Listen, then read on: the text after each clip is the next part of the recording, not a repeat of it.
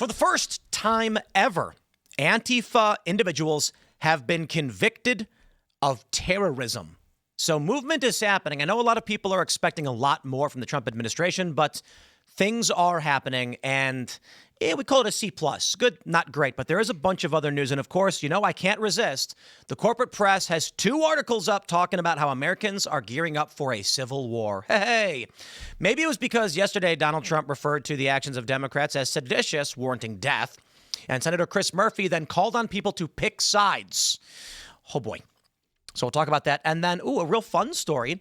The Somali refugees in Minnesota and other places have been sending the welfare money they receive from the government to terrorists. You think they're in the CIA? To terrorists, indeed. They're taking money from the United States and giving it to terrorists. So that's, how's it going? It's not looking good, right? Welcome, everybody, to Timcast IRL. Before we get started, we got some great sponsors for you, of course. We got Bearskin.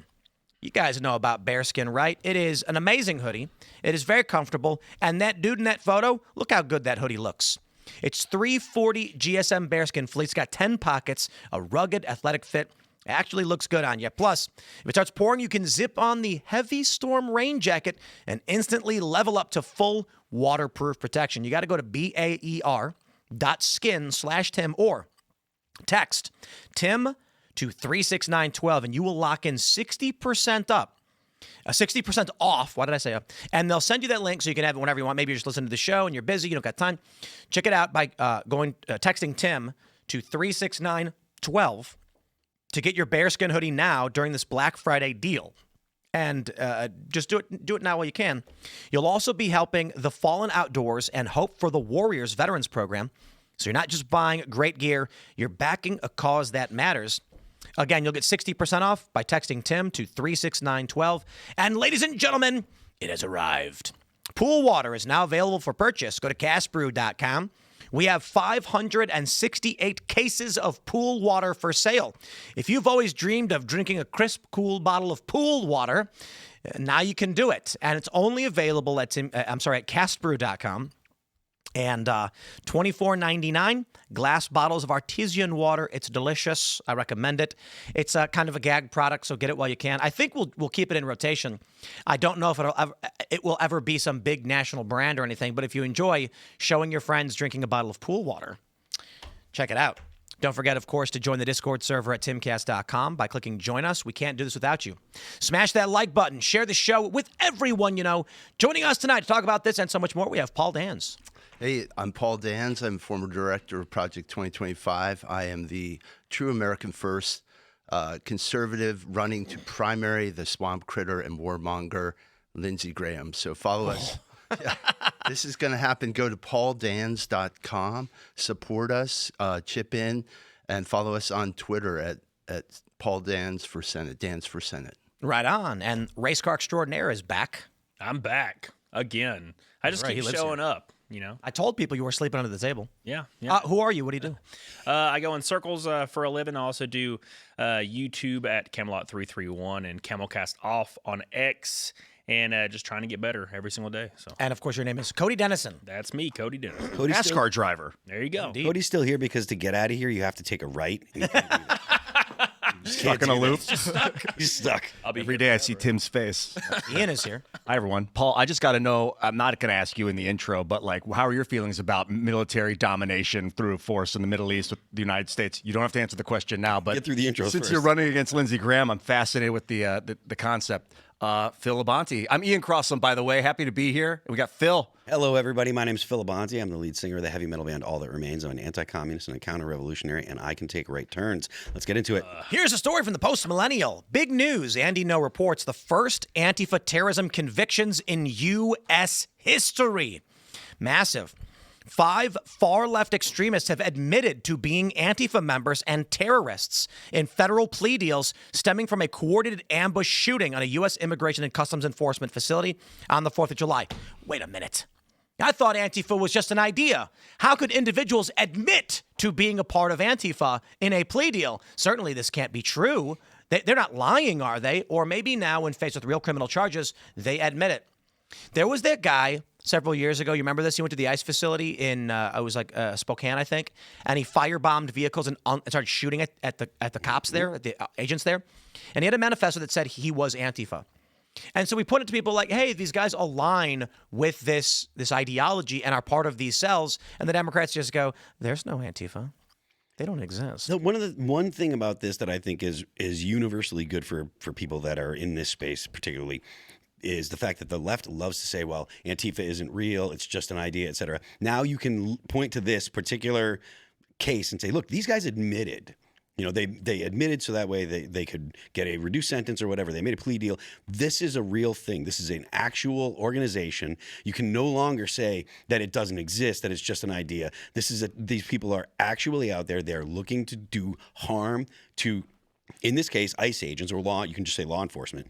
And it essentially disassembles the argument the left has had for ages. It's very silly because there's so many different organizations, which their excuse is, well, you can't buy a membership. You can't use like some kind of currency to enter into an agreement with Antifa. But that actually goes for every organization. There's so many different organizations that they like to slam that you can't buy a membership to, and that was their biggest excuse. Well, you can't buy a membership. Well, you can't buy a membership to tons of these different quote unquote names or acronyms that are floating around everywhere. But they love to throw heat at those every chance they can get. So it's always been silly to me since the first time I heard that. Well, it's a start, but it's about 10 years too late. Yep, honestly, agreed. we finally got in at it, but this was a sign of the fecklessness of Attorney General Bill Barr. This is a sign of the fecklessness of Lindsey Graham. Senate Republicans could have brought this to the fore and really educated the American population on what's going on here. And now we're gaslit for years to be told there is no such thing. And we watch cities being taken over. So, look, I'm not going to get overexcited. This is what should be happening every day. But at least it's a little bit of forward motion. It's a little better because we're so used to conservatives being more reactionary than actually taking action, like we were talking about yesterday. There's all these situations where we were like, please just do something, because as soon as the left is in power, they're throwing everybody in prison. They don't care what anybody thinks. They may be the party of morality and good feelings, but they'll throw you in jail in 2 seconds. And then when conservatives get in, it's all about angry emails. We're going to send a very stern email, and it's like, we need action. Yeah, this is a 5-person plea deal 11 months in. Where are the bulletin boards all over the country, the dragnet they did for J6? That could have rolled out like within the first 2 months of the Trump administration. So look, it's all over the states.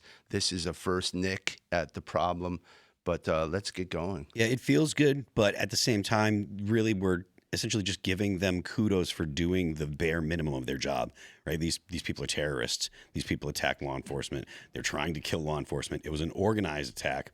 I think these are the guys that went after they attacked the Bortak guys, which is I think so. Like the direct action border patrol guys. That's a really dumb idea in the first place, but it's good that this is happening. But again, you shouldn't get kudos for doing the bare minimum. Didn't you guys hear that the Republican Party in the House just condemned socialism? I was just going to talk about unilaterally? Getting it done. That's right. Now, these Antifa guys are running around committing acts of terror, but we need to make sure everyone knows we don't like socialism. It's the kerfuffle, I think, Phil, you mentioned it's not just an idea because anti-fascism is a concept. It's an idea.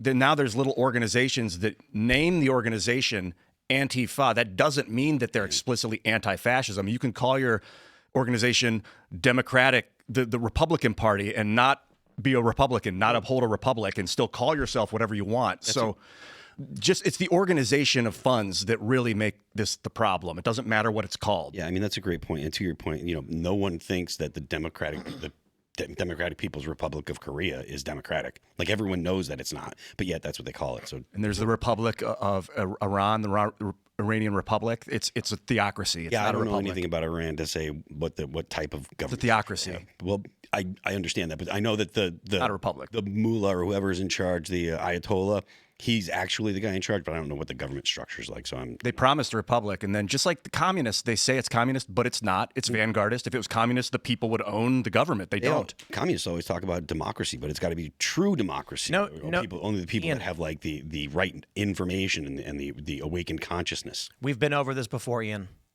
But you have challenged me again. Tim, so don't say it. No, it's not worth it. The thing I would add about the communist stuff is the people do own it. It's just who administrates it. And so the question of ownership becomes nonsensical. How can everyone own the same thing? I mean, like, bro, that jacket looks stunning. I own it, and you own it, so who gets to wear it? And then you need someone to basically adjudicate the claim of who gets to own who gets to wear what we both own. Who gets access to the? And then you get at the administrator, and he says, "You're stupid. Shut up." Like, shut up! I get to own it. You guys This is don't why get it it's at all. impossible for communism to exist, because how do two people drink the same lemonade they both own? It doesn't make sense. It's not possible. We should back up and say, why are we even talking about this in the first place? Is because feckless Republicans in Congress, now condemn socialism. Why don't you condemn unaffordability? Why don't you condemn the fact that the American dream has been taken away from this next generation? That's the reason why people are even thinking about this stuff. So giving things labels and getting into the actual political debate of what is socialism should never even be in our sphere to start with. We have this great land of liberty with all these resources, and the fact that people are being crowded out and even entertaining this is a travesty in the first place. Do you think it's like a what do they call it, a red herring? They're trying to focus on socialism, although it could be a serious problem, but it's like corporatocracy that's bankrupted our country through the Federal Reserve, but they just don't want to mention it. Is it corporatocracy that's bankrupted our? Well, they're using corporations like the Federal Reserve, a quasi-public-private organization. Hold on. whatever you want to call it. We need a word for what this is. Is there a word for this? Because the Federal Reserve System that bankrupted us is not corporatism or capitalism. It's like Federal Reservism.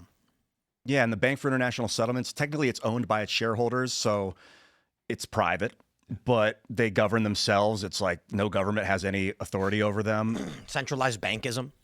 Yeah, it's above nationalism. They're trying to create a corporate governance system. Obviously ESG is explicitly a statement of we want a corporate government. And then, so I think that's what the Federal Reserve is, that tentacle in the United States of the corporate government. It's a private club at the end of the day. That's who controls the money supply, and it's kind of antithetical, obviously, to the basis of our participatory democracy. So that's what really stands out. That's the eternal tension with the Federal Reserve. I don't think we have a democracy or a republic or anything like that. I think we had an interesting debate earlier on the culture war about this rift in the right. And Joel Berry had made the point that the woke left wants a revolution, the woke right wants a revolution, and I said, but so do you. The MAGA conservatives are calling for a revolution of the liberal economic order. I heard you say that, and I thought maybe our system, the United States government, is sort of self-revolutionary with you can amend laws and you can put new people in power through voting. But bro, It's a type of revolution, meaning changing forward. To turn overthrowing forward the liberal economic order is a revolution.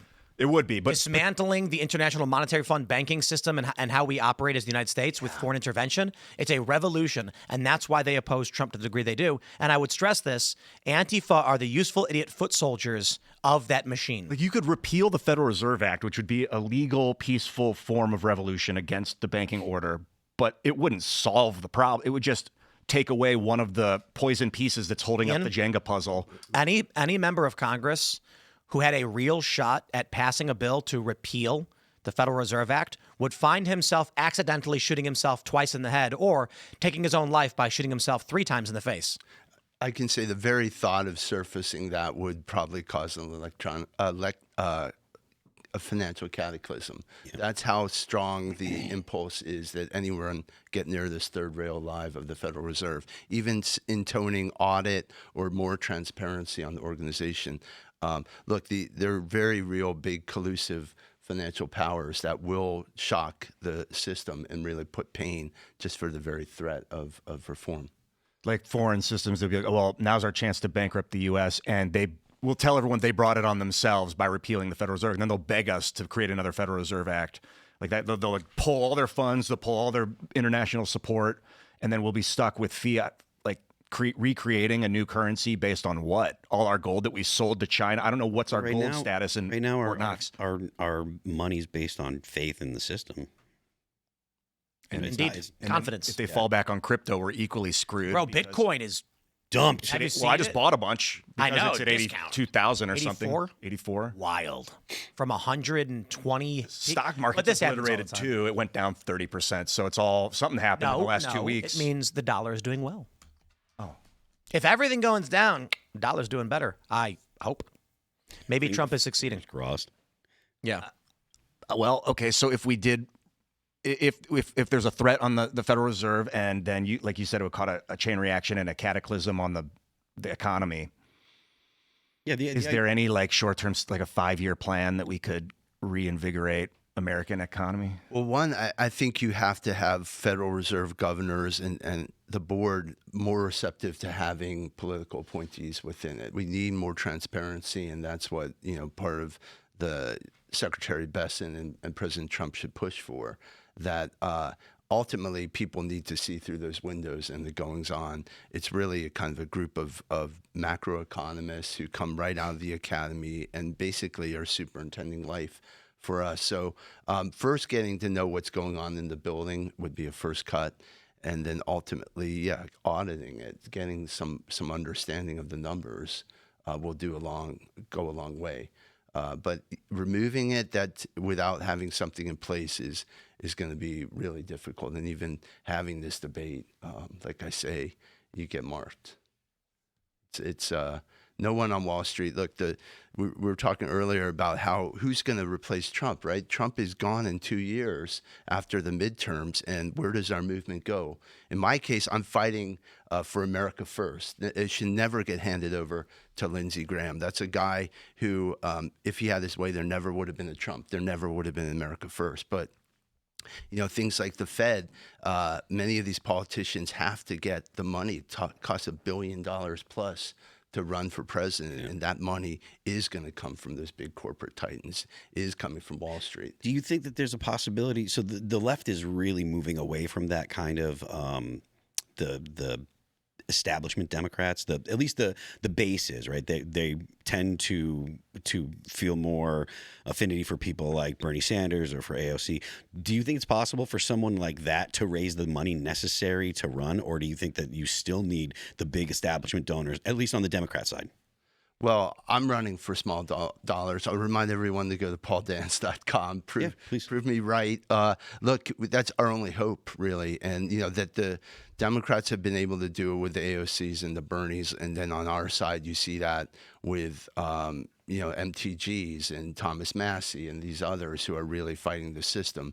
I think they can. They're very good at the small dollars and obviously the mind control, whipping people into a frenzy.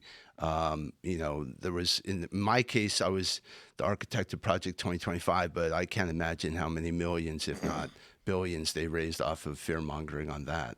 Is Trump adhering to your vision? About 80% of what they're doing in the first 11 months, I guess, is coming out of our work. Oh. It was always it was a repackaging of what Trump had done in first term, but it was also kind of a plotting of points. It was never supposed to be the agenda, but certainly a reference guide, a resource. And the fact that we had these policy and personnel modules ready to go day one, that's how he was able to come out of the gate, wave after wave after wave. Now, the question is, are we actually going to get things to stick? Are we getting the execution of it? And that's where we're getting bogged down. Doge particularly, man. Elon got just booted by both sides of both parties because he's getting too close to the big money. Yeah, I mean, look, I salute what he did. This was a real first cut at it. I really feel like Doge was a concept car. Well, Project 2025 was the concept car, and Doge might have been like the first production model. And it was cooler in some ways than the actual concept, which is kind of unusual. But, the way he moved out on it, bringing private sector techniques, really the accounting, his lessons learned from X, that you could actually remove 80% of the workforce and the things still kind of hum along is important. Let's jump to this story from The Independent. Most Americans believe the U.S. is on the path to another civil war. Shocking new poll finds. Majority fear polarizing nature of modern politics leading to irreparable social division, survey finds. And then there's a picture of Joe Rogan. Because it gets clicks. Thank you, Independent. An astronaut suit. That's what we needed. They say the survey from the Leadership Conference on Civil and Human Rights conducted between October 30th and November 6th asked respondents which issues they felt strongly about, with 57% saying they feared a new war between the states. And what's really funny is that this survey concluded well before Donald Trump said Democrats should be put to death or hanged. So, to be fair, it's Democrats who called for the military to engage in rebellion against the United States. And so here we are. The funny thing about interpretation of statements is that a lot of these news organizations are not running with the headline Trump calls for execution. Democrats are. But I think that's pretty obviously what Trump did when he said seditious behavior punishable by death and then reposted a guy saying hang them, George Washington would. He's saying they should die for what they did. Now, the thing is, the Democrats are saying take sides, but they're not going to admit that when they told the military to defy illegal orders, they were instructing the military to revolt, to rebel against the chain of command, because they have already claimed Trump is engaged in giving out illegal orders. He's not. But this is what they're doing. Hey, look, that order from Trump is illegal. Defy illegal orders. You're like, okay, you just said don't take that order from Trump to defy it. So they're calling for insurrection. Trump's calling it sedition and treason. And the polls are coming out being like, even before this happened, people thought civil war was coming. So am I right or am I wrong? I think you're both. Right and wrong. Huh? Yeah. First question is how many people were polled? A couple thousand maybe. And usually the people that answer polls like this are enraged anyway. Well, not usually. Oh, it just often. links to Axios. That's funny. And it's like they buried under. It says a poll of 336 million Americans, including the babies. Look at that. Ian. Everybody got a chance. Everybody. It's the neural net for you. I remember when they asked me. Remember? They came Yeah. in the door Thanks and for it. I would have. They didn't ask you. They just looked at your YouTube channel. The thing about I think we know what Tim Pool thinks. American. 1,103 likely midterm voters. Okay, so it's 1,100 people. Small segment. Obviously, the people that answer polls tend to have a certain proclivity. But that aside, they tend to be normies who don't pay attention and are quite dumb, and they're all scared of civil war. that might be because MSNBC might have you think it. MS Now. MS Now. Yes. MS Now, they've rebranded. Fortunate for them. MS No one watching. I think that American citizens have been so distanced from actual military action, especially on the home soil. We haven't tasted it for 170 years. That ordering your military commanders to defy the president's order might seem like a soft command or a soft issuance, when in reality, when it's life or death on the line and you're trying to get the generals to betray the commander, you may as well be trying to kill everyone in the country. Like that mindset, I think people need to understand the reason why it's considered seditious to do that kind of thing. Now, I agree. Not all laws are good. Some laws do need to be defied, and sometimes authoritarian governments will do illegal things. So there is that argument can be made, but it's not a soft command to tell the the military to defy the president. I don't know if it justifies calling them seditious traitors and hang them or any of that. Best start believing in civil wars, Ian. You're in one. Talk about a great movie. I know. They've kept me in the dark because they want the citizens to just blindly pay their taxes and go along with Ian, they kept you in the dark because they fear what you might do if you learn the truth. That's right. Fear me not, great ones. No, you better fear me. I'm here to help. Look, I don't think we're on the edge of a civil war, but I do think that we're looking at kind of a reprise of the oppression that happened after J6 and the fallout. I mean, it was only 5 years ago, where we were being told if you didn't take the jab, if you didn't, have the right group think online, that you'd be kicked out of polite society, debanked, deplatformed. So, now they're not in power right now. But their same urges are realizing they can do it in other spheres of power, California, wherever some state control. But they're beginning to kind of foment this. And I think part of the problem is that on our side, we haven't gotten the accountability. We've had a lot of hand waving. We've had 11 months. And now people like Lindsay and the rest of the gang are, moving on without actually, Fauci should be in leg irons, okay? People who debanked people like General Flynn, the folks who went after these people should be marched out of the FBI. I think it's a good reason to explain why we are on the path to a civil war. Fauci lied to Congress. It was reported by Newsweek that he lied to Congress. There's been no accountability. And people are getting frustrated and fed up because elections aren't solving any of these issues. But I don't know if they actually, what is civil war? It's more like we're more verging on people just completely becoming apathetic and going away. But civil war was never about the general population. It was always about the elites. Yeah. So this is where the phrase the 3%ers come from. The American Revolution, only 3% of the American population actually fought. Most people just did not care. They were apathetic. The apathy opens the door to the revolutionaries when people feel detached. So what I see is Donald Trump calling the actions of Democrats seditious, punishable by death. Sedition is not punishable by death, by the way, but Trump said it. And there's actually a funny tweet we have from Matt Walsh where he said, The leading report said President Trump does not want to execute members of Congress, White House says, and Matt Walsh said most disappointing flip-flop of all time. Clint Russell responded, I was nearly back on the Trump train. The point is, you've got the military being deployed from state to state. The states are defying it. A couple Illinois National Guard said that it feels illegal. Democrats have called on these servicemen and women to defy Trump's orders that are illegal, which, of course, is an interpretation of the individual. And then Donald Trump responds as he did. Not to mention you have the terror attacks on Tesla across the board over this past year and the murder, assassination of Charlie Kirk. I'm not trying to discount how serious that this is with those 6 folks. And but some of them let me just ask this then. Sorry, but my point being, with all of these things that we can iterate ad nauseum, we are now looking at, as you mentioned, Fauci should be in leg irons, but he's not. And what are we getting? Letitia James mortgage fraud, which is like, come on. Yeah. We know what they did in New York to Trump with his fake charges. We know what Adam Schiff did over Russiagate, and we know what Fauci did because the Fauci one's cut and dry. We watched him lie to Congress, and Newsweek reported it. If we are not going to get actual law enforcement, what do you think people in this country are going to do? Just say, I guess we're ruled by tyrants?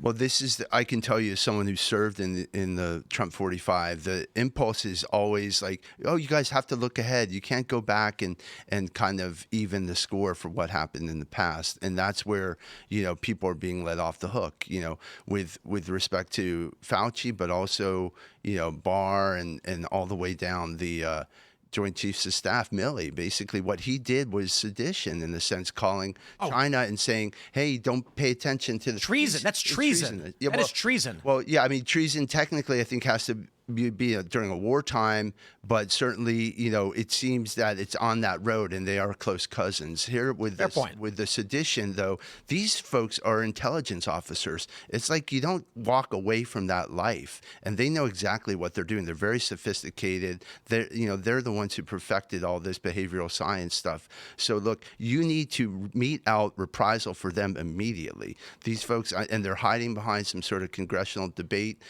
protection. They believe but that's not the truth. This is calling for dismantling of the rule of law and in complete kind of invasion of the executive branch. He is commander in chief, and kind of using coded language to tell our army and our armed forces to stand down from direct orders is the beginning of insurrection. I felt very. So it's not war, but there's an interesting point in that the treason charges are about adhering to its enemies. And that's defined in U.S. law as a foreign power or group that is engaged in hostility against the United States, even without a formal declaration of war.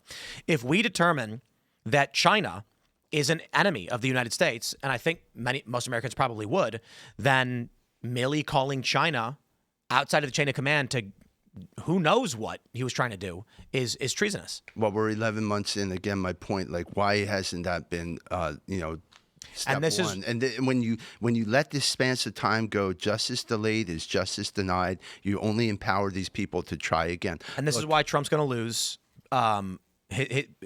or is losing is a better way to put it. But the argument is about the ascendancy of Nick Fuentes. He's been popping up in conversations over and over again.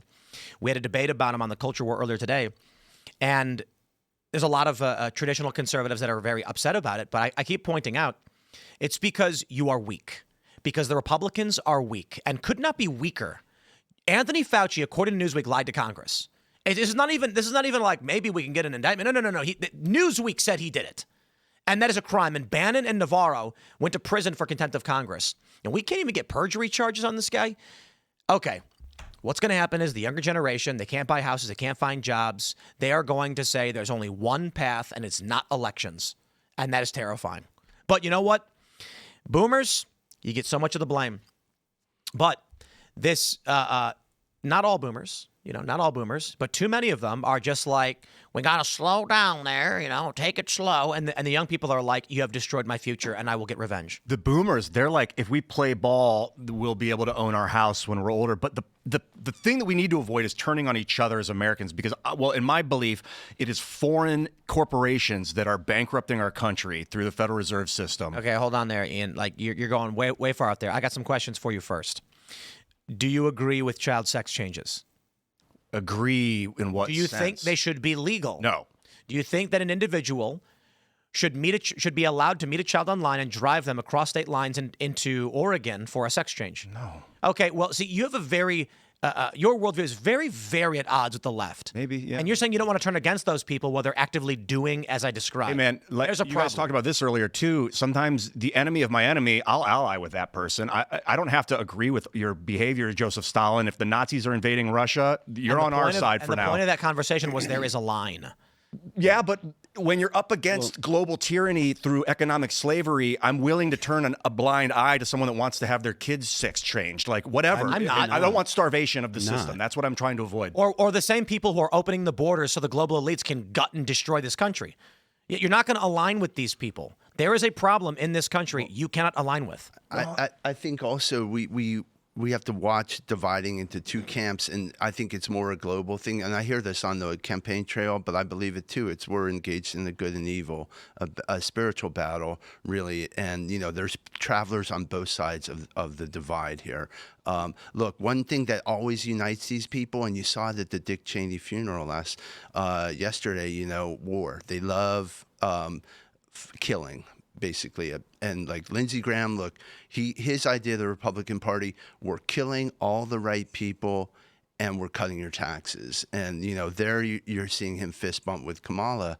So obviously there is a commonality there with the left that they're going to be able to find common ground. Here, when I talk to the younger generation on the campaign trail, they are dead set against foreign intervention.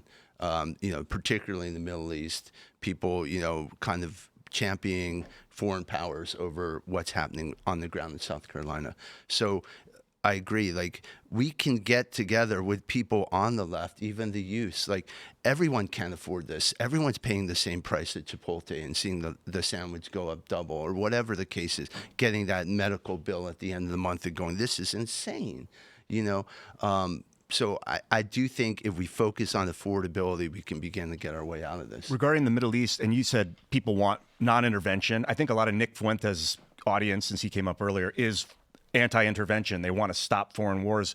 How do you do that if we were to stop funding Israel and basically give up control of the Suez Canal? I think a lot of the Middle Eastern control is to maintain trade routes from Europe to Asia and profit off of it. So if we give the Suez to the Russians or the Chinese, basically, because we're not...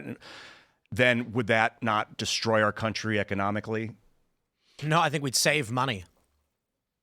In the short term, perhaps, but... You know what this country needs to function? It's manufacturing.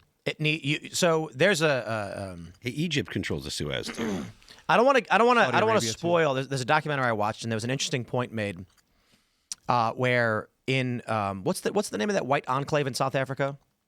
Orania. Right. So I thought. This guy gets interviewed and he says, we don't allow any outsourcing of labor. We have to do it within the community. And the reason why is once you start outsourcing cheap labor, you're giving away your resources and your skills. This is what the United States did. So our manufacturing goes overseas, and within a couple of generations, you have no economy. People can't do work. The argument from the liberal economic order was that we'll just be fat and rich and do nothing. It's the stupidest global communism garbage. It doesn't make sense. So with the Suez Canal, with the petrodollar, with the liberal economic order, Americans will do nothing, and then we'll just have money because we point guns at everybody. And then eventually you have a bunch of retarded citizens who can't maintain that system. Yeah, that's where we're at. I just want to point out the Suez Canal is controlled by the Suez Canal Authority. It's Egypt that's controlling it. It's not Israel at all. Well, Israel's got the nukes pointed. Well, Israel has nuclear weapons, but that doesn't mean that Israel is in control of the Suez Canal. And then we give Egypt a bunch of money so that they do. And Saudi Arabia. That's why we're there. But like I said, the SCA manages the canal, and it's obviously it has to answer to the rest of the world because the United States is essentially the enforcer of international law when it comes to trade on the seas. But it has nothing to do with Israel. Well, if it's that's foreign intervention. We're intervening in Israel, in Egyptian and in Saudi Arabian politics by giving them tons of money to uphold our hegemony. Ian, it's not our hegemony. This is the United States is the global hegemon, so it makes sure that all the countries in the world can use the seas, the oceans, as a means to transport because they're international. It has nothing to do with Saudi Arabia. It has nothing to do with one individual country. It's the whole entire world that looks to the United States because we have the largest, most powerful navy in the world to make sure that all countries can operate in the seas. I think that maybe this is what Tim's saying. That model might have worked pre-digital, pre-internet, but now those borders that we're able to enforce such a thing, just the pure might of the U.S. Armed Forces projecting that abroad. Look, other powers can move capital across borders instantaneously. Yeah. And the fact that we can't build anything or make anything, look, we had these supply shocks 5 years ago. You want to see things break down, let the grid go off for 2 weeks and people can't get their food. This thing is going to really implode very quickly. So that's how you get to this kinetic situation at home. I want to jump to the story from Politico. In culture war backlash, Democrats sweep school boards. Here we go. From Texas to Pennsylvania to Ohio, Democrat-backed candidates ran successful campaigns, some of the nation's largest school systems, and in political battlegrounds. They emphasized test scores and bus safety over debates about which bathrooms transgender students use and banning books from school libraries. The result was a set of election results at the local level that accentuated the punishment meted out against Republicans by swing voters earlier this month. Those results were accentuated by Democrats' strong showing across the nation as Americans issued a stinging repudiation of the party in power. Pennsylvania, Democrats flipped at least 24 school board seats, per an ongoing tally from progressive recruitment group Pipeline Fund. The under-the-radar trend was enabled by voters increasing wariness with the culture wars that helped the MAGA movement engineer school board takeovers and generate hyper-local interest in politics as the COVID-19 pandemic raged. What I would argue is that I think it's a fair point to make, but it's that the culture warriors grew stale saying the same thing over and over again, and they didn't understand you needed to forward the line. So when you told parents, hey, there's weird books with like adult content in it, they got mad. Then 5 months later, you said, remember those books? They go, yeah, we talked about this already. They needed to then say, okay, well, the next issue is this. Instead, I got to be honest. This is why the political space right now is drowning. It's because it's boring to hear about tariffs for the 78th time. Nothing has changed on it. Democrats are saying garbled nonsense. Republicans are responding with the exact same responses. And regular people are saying, this doesn't impact me. I don't care. So now Democrats have what they've desperately needed and wanted. With control of school boards, they're going to put this stuff back in the schools and they're going to diddle your kids. People have really, really short memories. And that's something that they didn't, for some reason, remember. So the Democrats are going to completely change their rhetoric going in. These people with short memories, which is a lot of people, are going to completely memory hole everything that was worrying them a couple years ago. Then they get reelected. They sweep all these board seats. And then suddenly they're putting all the things that we were marching against back into order. The books, the bathrooms, the sports, everything's going to be reintroduced secretly and quietly. And people have short memories, and then you're going to have to fight against it every 4 years. Yep. I think also it's a function of how good the left is at political organization. Yep. Look, they do this all the time. I can tell you as the architect of Project 2025, what set them off is I borrowed their model. I was able to get 100 groups together, not do the circular firing squad. Right now, the right's doing the circular firing squad. Meanwhile, all this is happening. With the school boards, look, I'm a dad of 4.5 kids. My wife's expecting number 5. And I go to vote in the school boards. I can't figure out who to vote for. They camouflage their rhetoric. They never put the Republican or Democrat label behind them. And they're able to kind of win these things because they're on it all the time. Look, we are gonna only win this through grassroots. It's by people listening here, going out and working with the school board, standing up to do this, having coffees with like-minded parents, and working towards it. But the left right now, they have outflanked us. This also, I think, uncovering problems and identifying problems, and then is one thing, but if you don't actually solve the problem, then and just put a banner like with the, sex change, like books of like gross sex stuff in 5th grades. We're like, yeah, get it out of there. Okay, we identified the problem, we put a Band-Aid on it. But unless we actually solve the schooling system itself with I think it's homeschooling and online education with Jordan Peterson's online college, which we should probably be. The point is then you need to keep talking about that stuff and keep pushing it and pushing it, pushing it. But a lot of people's role is just identify the problem, move on to the next problem. I think that when there are groups like Moms for Liberty that are moving out on this, and look at how much fire they take the second they stand up. Yeah. But our movement, look, unfortunately, the public school system, and I'm a product of it, K through 12. I went on gone to MIT and got 2 degrees. Had it not been for these public school teachers, I never would have gotten there. My mom was a public school teacher. My mother-in-law, I believe in the system, but it's completely co-opted now. And we have 4 kids, and we spend half of our time deprogramming them when they come home. And, you know, my little daughter's a 3rd grader, and I have to tell her, no, honey, we're never going to eat the bugs. Okay, you know, I don't care that we are humans. That was not meant for us to eat. And she's based enough that she writes these things down and says, Dad, look what they tried to tell me today. But it's a long-term thing. And honestly, you're right. It's got to be multiple. Homeschool. We're homeschooling, but it's also charter schools. It's this whole mix, and battling back to get control of the public school. Get the right principal in. Get some. You can do this. It just takes a lot of labor, and it takes people going after work to you know, kind of give that extra incremental devotion. Everybody's so hyper politicized right now. It's so reactionary. I've never seen a time, and you know, I'm only 35, but I've never seen a time where every single person is so politically driven. A lot of them very uneducated about what they're talking about. They just repeat headlines. And then you have teachers who 20 years ago, 30 years ago, I had the best teachers in the world. I never heard anything that would even resemble some kind of strange ideology growing up. It was not even anywhere near our schools. Yep. And then I leave school, but now it's not enough to just teach the next generation. They have to impart their own personal ideology because they feel personally responsible because they're so hyper politicized. Well, I think it's a religion. I think it's a cult. Yeah, 100%. Just adhere or be excised. You think people are groomed into being in a cult by being raised on the internet? Because I think the teachers, the reason I asked the question is this is the first generation of people that were raised on the internet, probably with pads in their hands, and now they're teachers. Were they groomed into becoming cultic? Yeah, you know, Reddit. disposals of. So the there's a book called The Pedagogy of Education by what's his name? Freire is his last name, and that Freire? is. Paulo Freire, and that is the base. He's a Marxist, and that is the basis for how the schools of education teach teachers. So the schools that teach teachers are teaching teachers Marxist literature and teaching them to teach kids to be basically Marxist. And so you have all the teachers that believe this stuff because they're the ones that went through the education schools, and then that gets brought into the classroom. So 30 years ago, they'd have to do that under the radar, and it'd be real difficult because they could get arrested for seditious, like you're espousing communism. There's a law against that. So first of all, because they don't use economic models, or you're not talking about like vulgar Marxism.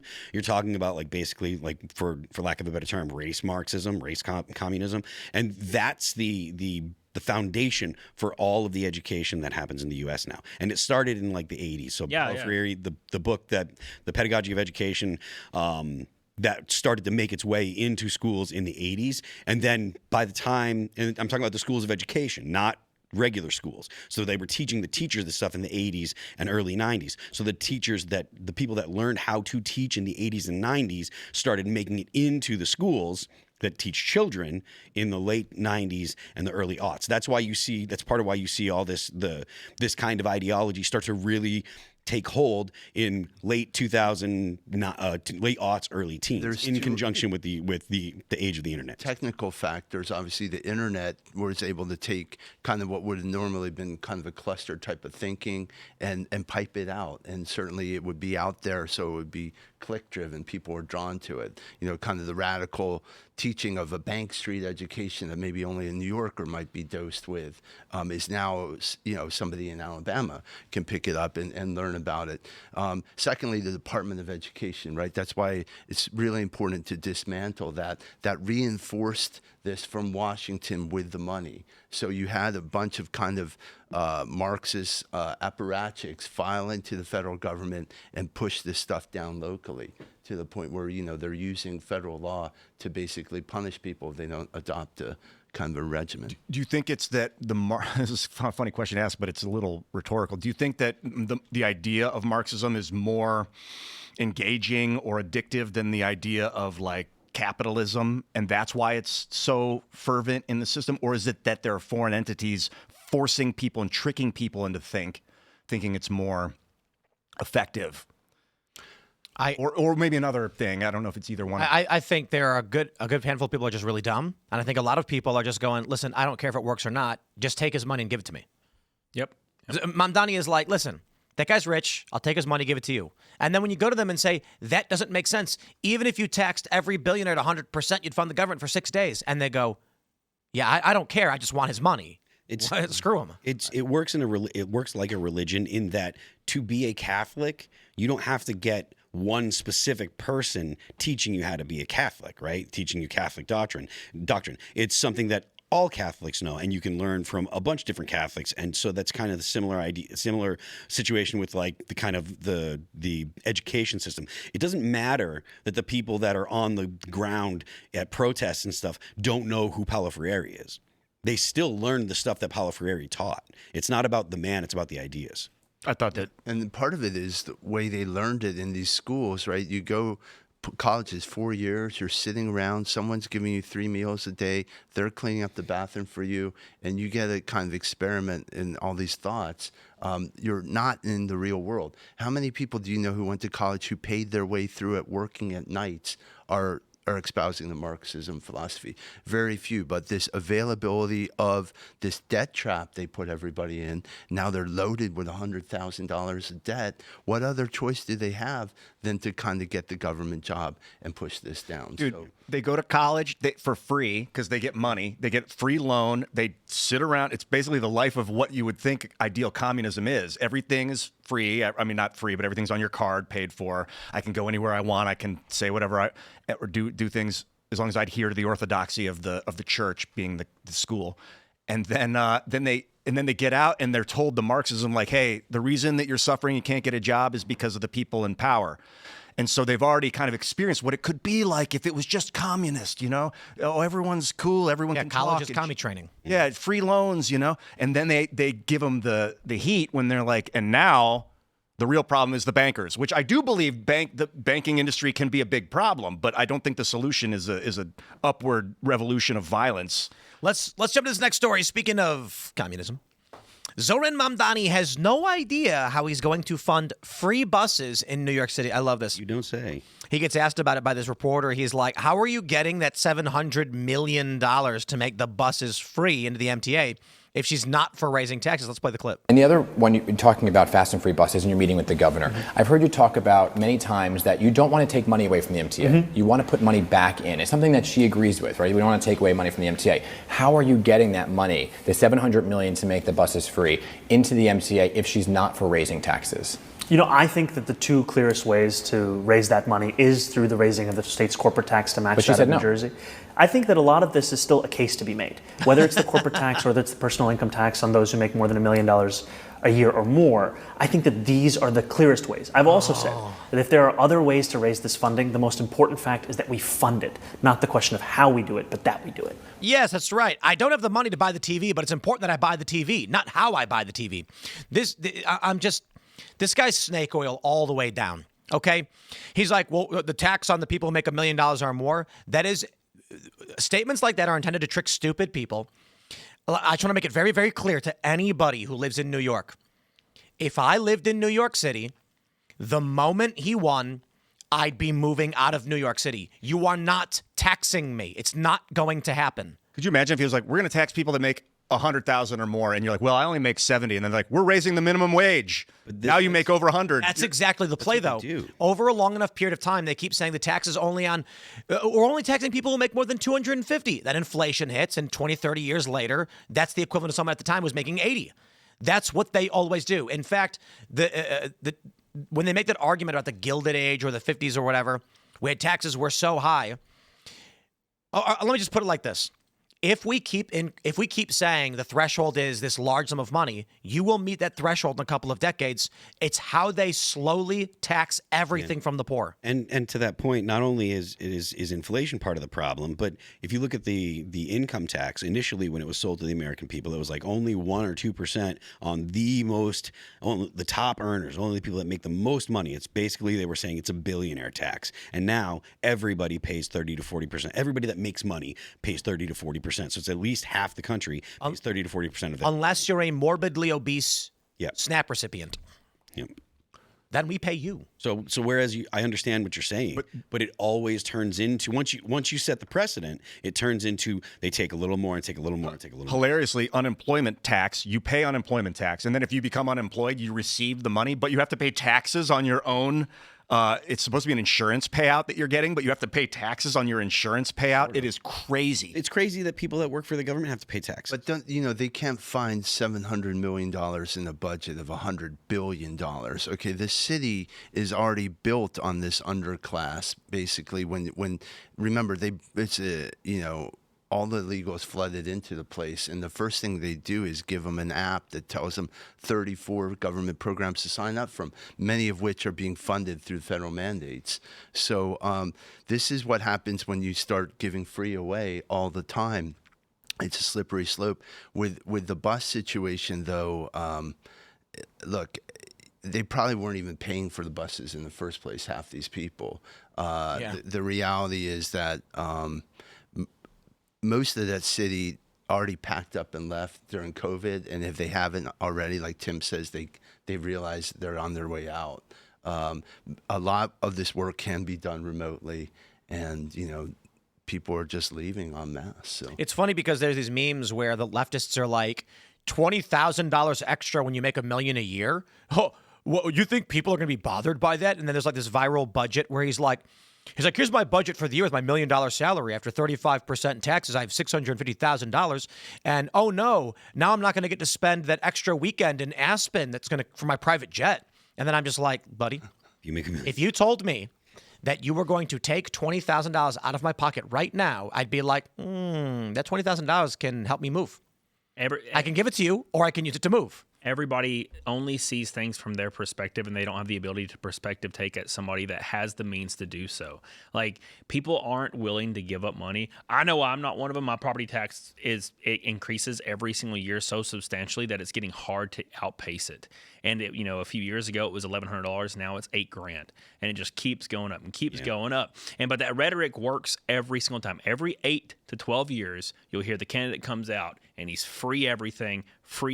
Just don't worry about it. We're just going to punish people that are successful, wealthy through their own means. We're going to punish those people and give you the money. And then eventually, suddenly, you're getting hit with it, and you're only making $60,000 a year.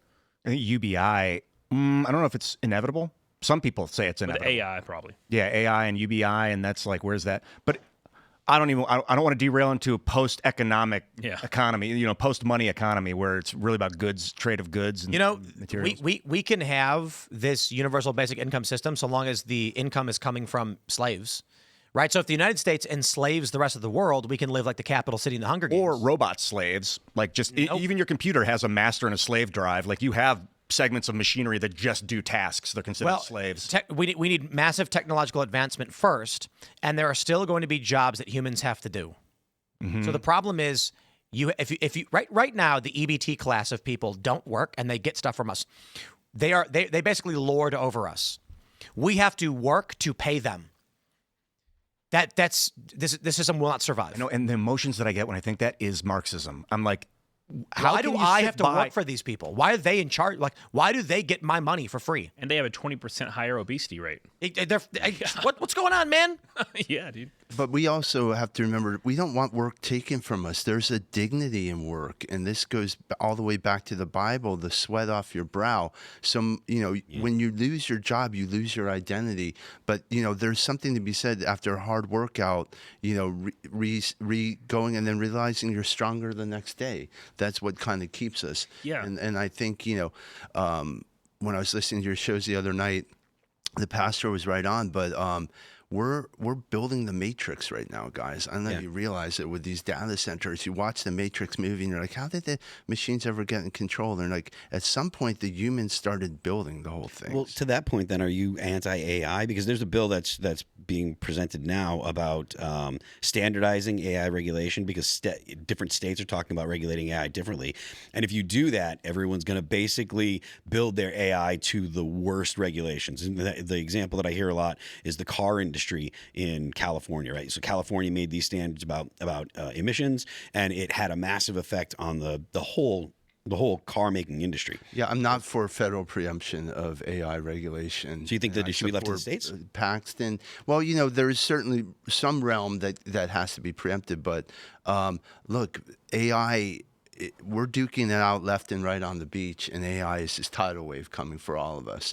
And maybe it's already on us. Maybe they've already been using this for 50 years. Those were chatbots all along that you thought you were interacting with. But the reality is we built a federal system here, and maybe California overregulates in the past, but certainly with AI, it's something I'd rather go a little slower. I don't buy the big tech argument that we're going to fall behind to these other foreign powers, and the reality is that. Like I said, this portends just a complete change in human interaction. We have to be human first about it. I think less about like we need to keep up with the enemy's use of AI, which you could argue it's like the Manhattan Project in a way, but it's more that there's going to be a materials revolution in the United States, a carbon-based materials revolution, nanomaterials, carbon nanotubes, graphene, graphite, synthetically formed. We're going to recycle rare earth minerals. A lot of that's going to be driven by we're actually recycling rare earth minerals right now, cobalt. And it's going to be driven by AI, and people are going to ask for it. They're going to want it because it makes life easier. They're not going to ask for it. AI is going to do. When we hit singularity, the AI is just going to start restructuring our economy without our realizing it. And I think, Ian, you have a very singular human point of view on the carbon advancement. The AI singularity is going to advance past that faster than you realize. It's totally possible, man. We're sitting here talking about graphene, and they're going to be like, after the stepping stone. The singularity point is when the AI is exponentially improving upon itself, and it's going to go, wow, I understand why humans were into graphene. Well, it took me 0.3 nanoseconds to discover a better material. Orphine, goldine, it's the hexagon itself that's the value, not the carbon, but carbon's phenomenal. And then it's going to be like, why would I ever not want this? Food is cheap, everyone's at peace, there's global stability, and it's all administrated by this machine overlord. But remember what it used to be like? How these savages fought each other? They killed each other? Like, that was insane. Just plug your brain in and go to the magical realm of graphene, Ian. You can live any universe you want. My opponent doesn't understand me. I can just mind meld with them. The first Matrix crashed because it was a perfect world. It was too perfect. And, that's not the human condition. But look, right now you have to say, every month we got a bill. It's called our electric bill, and we're paying for it. That rise, it's taking power right off. We're getting the AI search results, and our brains are beginning to slowly atrophy. You're not searching yourself to try to get the answer. You're relying on your AI results. So, we're already atrophying, and we're paying for it right now. I'm not saying it's not a good thing in some measure, but look, we need people who are going to be thoughtful about this. And people who are just beholden to big tech getting the checks, and again, I'm going to talk about my opponent, Lindsey Graham. That man is not going to think through life. He has no stake in the future. He doesn't have kids. He's spending $300 billion in Ukraine. What's he going to do when the question comes before him for AI regulation? He's going to take the biggest pot of money put in front of him. And right now, that is these guys with big tech. They can move first, and that's not necessarily a great thing. These are oligarchs grabbing. It's a gold rush out there. And we're going to have, if you think it's oligarchic now, wait till you're basically plugged into a pod. And there's just one person, like Tim was saying, who owns the whole McDonald's, and that's where all the return goes to. Yeah, it'll be like people are starving, and they'll be like, I'm desperate. They're like, okay, drink this solution that AI has formulated, and they drink it, and they're like, oh, I feel good. They're like, okay, I'm still starving, and they're like, okay, now just bathe in this solution. And then they're going to be like, now just exist in this solution and plug your brain in. And that's what was in the Matrix. They come out of this fluid. Yeah. It's not just that. They're going to be like, rent is too expensive. So instead of renting a big apartment, get the pod. Yep. When you go into the pod and plug your brain in, you live in a mansion. You'll be able to do work from remote, from your pod. All you got to do is tube up your butt so that when you poop, it just sucks it right out. Strong. You put the tube in your throat with the roach paste to keep your nutrients coming in, and then you go in the pod but in your mind, you're the king of the world. Or the pod makes you stronger with electrostatics. Like it makes your muscles twitch so you come out ripped out of the pod. And then some people won't be able to afford that function. They're just going to waste away, but they're okay with it. But other people will be coming out transformed. Like, how would you ever not use this technology?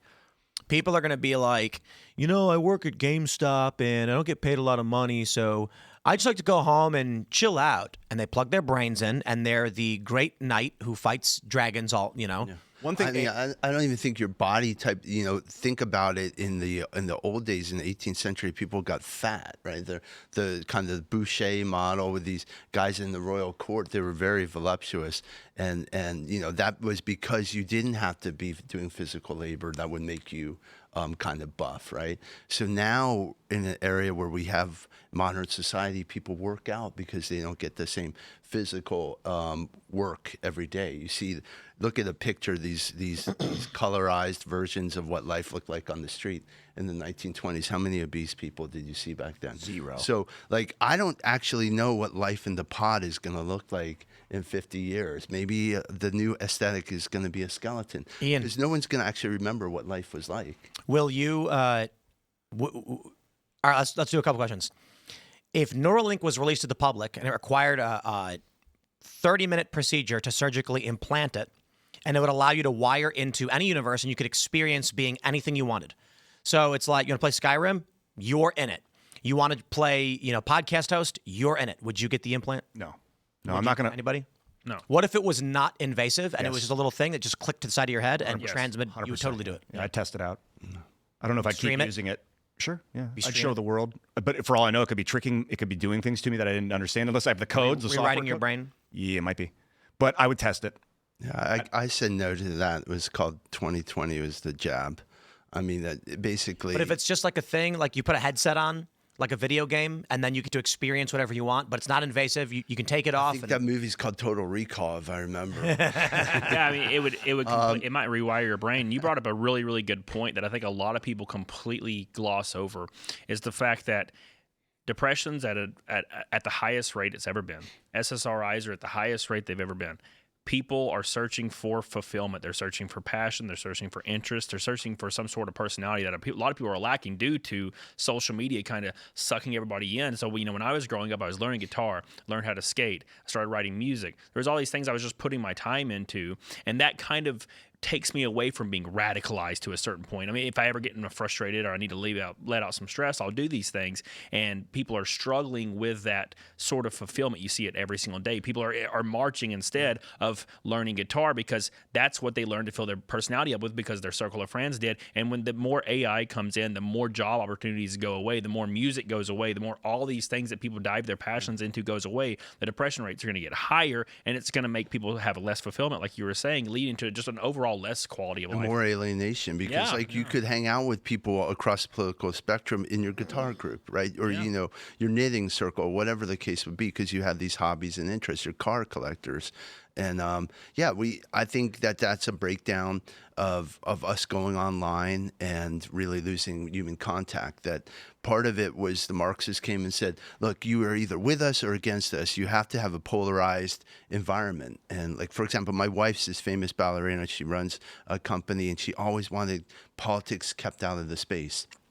This ballet beautiful, and then she started getting hit by these people. Throw up a square with black on it, or we're just going to and that's what we have to push back. That's one thing that I think the Trump admin has done well with really putting away the DEI and this kind of massive kind of social either with us or against us mentality. I want to jump to the story from Fox News. This one's really funny. Tennessee Democratic candidate caught saying she hates Nashville, country music, and resurfaced clip. This is quite literally a Democrat running for Congress, and audio has been released where she says she hates Nashville. This is the problem of Democrats. I hate country music. I hate all of the things that make Nashville, apparently, and its city to the rest of the country, but I hate it. I've been heavily involved with the Nashville mayoral race because I hate the city, I hate the bachelorettes, I hate the pedal taverns, I hate country music, I hate all of the things that make Nashville, apparently, and its city to the rest of the country, but I hate it. Yeah, I'm that girl at the airport that all these bachelorettes are giddy walking out in their two-toned colored Pantone pink shirts, and they walk out and I'm like, they're like, oh my god, Nashville is so bad! Yeah. So this is, we were talking a moment ago about the schools and how Democrats are winning. And Paul, you were mentioning that you can't even figure out who to vote for because they hide their politics. Yeah. Republicans will come out and be like, here's what I think we should do. And Democrats will lie to you like Zoran Not all. Mamdani. Some of the Republicans are lying. Of course. Lindsey Graham, for one. He hates Indeed. people at home. So we've got this from Kalshi, and this is actually kind of funny. The reason I bring this up, one, shout out to Kalshi. Thanks for sponsoring the show. The Republican Party in Tennessee's 7th. This has popped up as a big market because of these leaks. 87% chance to win. Now, why do I highlight this?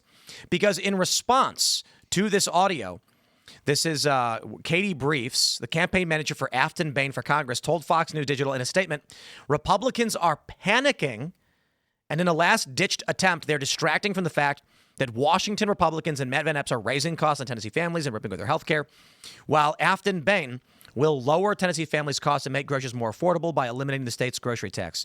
I want to say this. You are losing. The audio is damning. You hate the city you live in. We get it. This is what you do. But I also want to just add, the cookie cutter garbage response you made annoys me more than saying you hate the city you represent, because it is the most inauthentic thing they can do. But I'm not surprised. Her whole campaign's a lie anyway, right? I just want to say I love Nashville. Nashville's so great. And also, like, Nashville. That's why I'm offended. Nashville's not just like country music. It's called Music City for a reason. Like, there's a lot, like a significant part of the music industry is based in Nashville. A lot of it's because people got sick and tired of living in LA and all of the things that come along with all the sprawl and the population. So they moved to Nashville. But like my music lawyer is based out of Nashville. Nashville's awesome. I mean, I think Nashville isn't just Nashville is most of the country, quite honestly. You know, that the same kind of music and lifestyle is actually what the heartbeat of America is. Yeah. So, look, she has the typical liberal disdain for the common man and woman. And she was caught on tape, but at least now we know. But people, obviously, Lindsey Graham, he says at J6, he made this famous speech, I'm done with Trump, right? And he got out there. Well, the first line to that is, my state, South Carolina, is oftentimes the problem. So, people like him, so many people in Washington are just fake. Yeah, I mean, it's true. Look at this, the pool water. They have come in. Epic. They have arrived. Okay, cool. It's so simple. There you go, everybody. Pool water. Amazing. Pool water, man. This is the solution. It's things like this. Build your own companies, man. Oh, yeah. Pool water. 100% pure artesian water. That's right. How this got started is hilarious. It started because Tim was beefing with Liquid Death. Indeed. That's great. And It's now, funny. I often jump in the pool, and I'm one of those guys that have to hold my nose. Yeah. And if I don't, I just inhale everything. Breathe So out your nose. I'm excited. When you hit the water, go. I do. I've tried it for years, but I just keep sucking up some pool water. There that is crisp and refreshing. Yeah, there's significantly less chlorine in this pool water than most other pool water I've experienced. It's not even. When I'm salt thirsty, water. I reach for an ice cold glass of pool water. Bottled at the source by Virginia Artesian Bottling Company. Often mistaken for being Tim's bathwater. That is not the case. No. This is That costs more. Well, I can tell you as a dad, for the bigger problem, the bigger war is the kids in the pool relieving themselves. So hopefully we're clear of that. Well, that's not 100% confirmed yet, but I don't taste it. only 1% acceptable by the FDA. Paul, we were just. I do feel like I interrupted your flow right there. I wanted to hear what you were saying. I just think that half of these people in Washington are phonies, and it's not just confined to the Democrat side. Particularly where they're concentrating always on foreign objects. Where they're essentially extolling, whether it be in Israel or Ukraine, running over there, genuflecting in front of that dictator, and now they're moving down to Venezuela and whatnot. It's a common theme that they don't care about life back at home. And to actually get somebody on tape, it's refreshing to see the honesty. But we know this. There's just contempt. My question about honesty, this is kind of like a tangent, sort of related. It says that I thought it said that I hate Nashville, in quotes. I guess I was wrong. I read that. She says she hates everything that makes Nashville a hit city. I hate the city, is what she said. She hates the taverns, the music, And keep in mind, like what Paul was saying, that I travel a lot for racing, and it's always kind of rural America. Rural America does resemble places like Nashville, maybe not in the gaudy way like a lot of people like to call it Nash Vegas. It is because it is pretty wild. But I mean, if you just dial it down a few notches, go to any place in rural America, it resembles every bar is going to have your live music. They're playing similar music. Everybody's having a good time. It's a lot of brotherly love. People know each other, which is the heartbeat of America, which we've got away from. When you were talking the other night about how the gun violence, you take away a couple cities, we're like 128th on the list or something crazy like that, right? Yep. So the rural America is what makes America great. And that's where every place should be like it. To be honest, I live in rural America. I love it, and that's what Nashville is. So I'm not saying that she said this, but she's kind of essentially saying I hate everything about America. Yeah. I feel like every big city in the United States has some kind of entertainment crux, whether it's sport. A lot of them are sports. They have their sports team. Some of them have movies, like L.A. It's movies, and New York has business, but Nashville has music. And so does Austin. These are like two notoriously musical cities. I think maybe she's just complaining about she hates big cities in general, but she's like explicitly saying it's the country music thing. Yeah, I mean, I don't know if she's explicitly said country music, but she did. Literally country. And she's running for office in the city. Is that right? Yeah, she's running to be the congressional representative that represents Nashville, and she said she hates basically everything about the people. That should just disqualify her. Like they should be like, all right, you're done. Yeah. The first thing I thought. Well, she's responded. Of course, she has a statement she put out. And here you go. State Representative Afton Bain here, the Democratic nominee for the 7th Congressional Special Election in Tennessee. For those of you just joining in, I often record segments in my Jeep Wrangler called Wranglin' Time. Yes, there is a theme song, and no, I will not be singing it today. But yes, I will bring it back because I know a lot of you miss it, and you've said I sing well. So I look a little rough. I have bags under my eyes because the Republican eye of Sauron has finally shifted towards moi. And I'm sure you've seen the commercials. I'm sure you've seen the onslaught of ads. And then today, the Republicans decided that they're going to start this narrative that me, the state representative who represents downtown Nashville, doesn't like the city. Now, I always want Nashville to be better, right? I want Nashville to be a place where working people can thrive, right? But sure, I get mad at the Bachelorette sometimes. I get mad at the pedal taverns, right? And you're talking to someone who has cried no less than 10 times in the Country Music Hall of Fame. The girl that just goes to the Ryman to hang out. No, we're not even going to go there. We are so close to winning this. This is panic. This is bad. She's referencing things that she said. Exactly. You know? She's like, yeah, I said these things about that. Like, yeah, you hate Nashville, and you're only there because what these people do is they move to places they can infiltrate, destroy, and take over. Called carpetbaggers. She said carpetbaggers. She said the eye of Sauron was on her. I'm like, well, she picked up the ring, man, and she put it on, and she said the thing intentionally, and she's like, oh, sometimes I hate the Bachelorettes. Do you really want if you're in Nashville right now watching this? Okay, do you really want to elect Regina, a mean girl?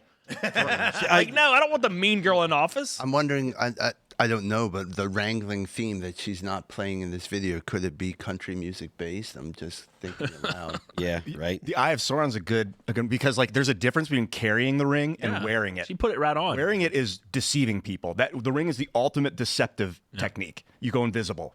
Yeah. That's when you lie. You will accrue the Eye of Sauron's wrath, and that's what's happening. She was caught in a lie. Well, I mean, yeah, but what she's trying to do is she's trying to essentially convince people that the Republicans are making things up. I'm getting their attention because I'm doing well, and et cetera, and this is all just a big nothing burger. But I mean, the video's out there where she specifically says these things, and then in this video, like I said, she references the things that she said. She referenced two of the specific criticisms that she had. And so to sit there and make it out like, oh, I didn't say this, or it's not really a big deal, this is totally damage control. Yeah, and what kind of name is Afton anyway, huh? Yeah. You know what I really like about glass? It gets cold with the water, and it keeps the water cold. The plastic's so oily. Yeah, thanks. You know it's really strange? The fact that she, her being a Democrat, I wouldn't be surprised if she said, oh, I wasn't talking about that Nashville. What other Nashvilles are we talking about? I noticed that. This girl, she has a hard time with stillness and being calm. She goes she's talking about Nashville, Indiana, dude. Yeah. She says he cried 10 times in the Hall of Fame of country music. Yeah, is it because you hate it? That bad?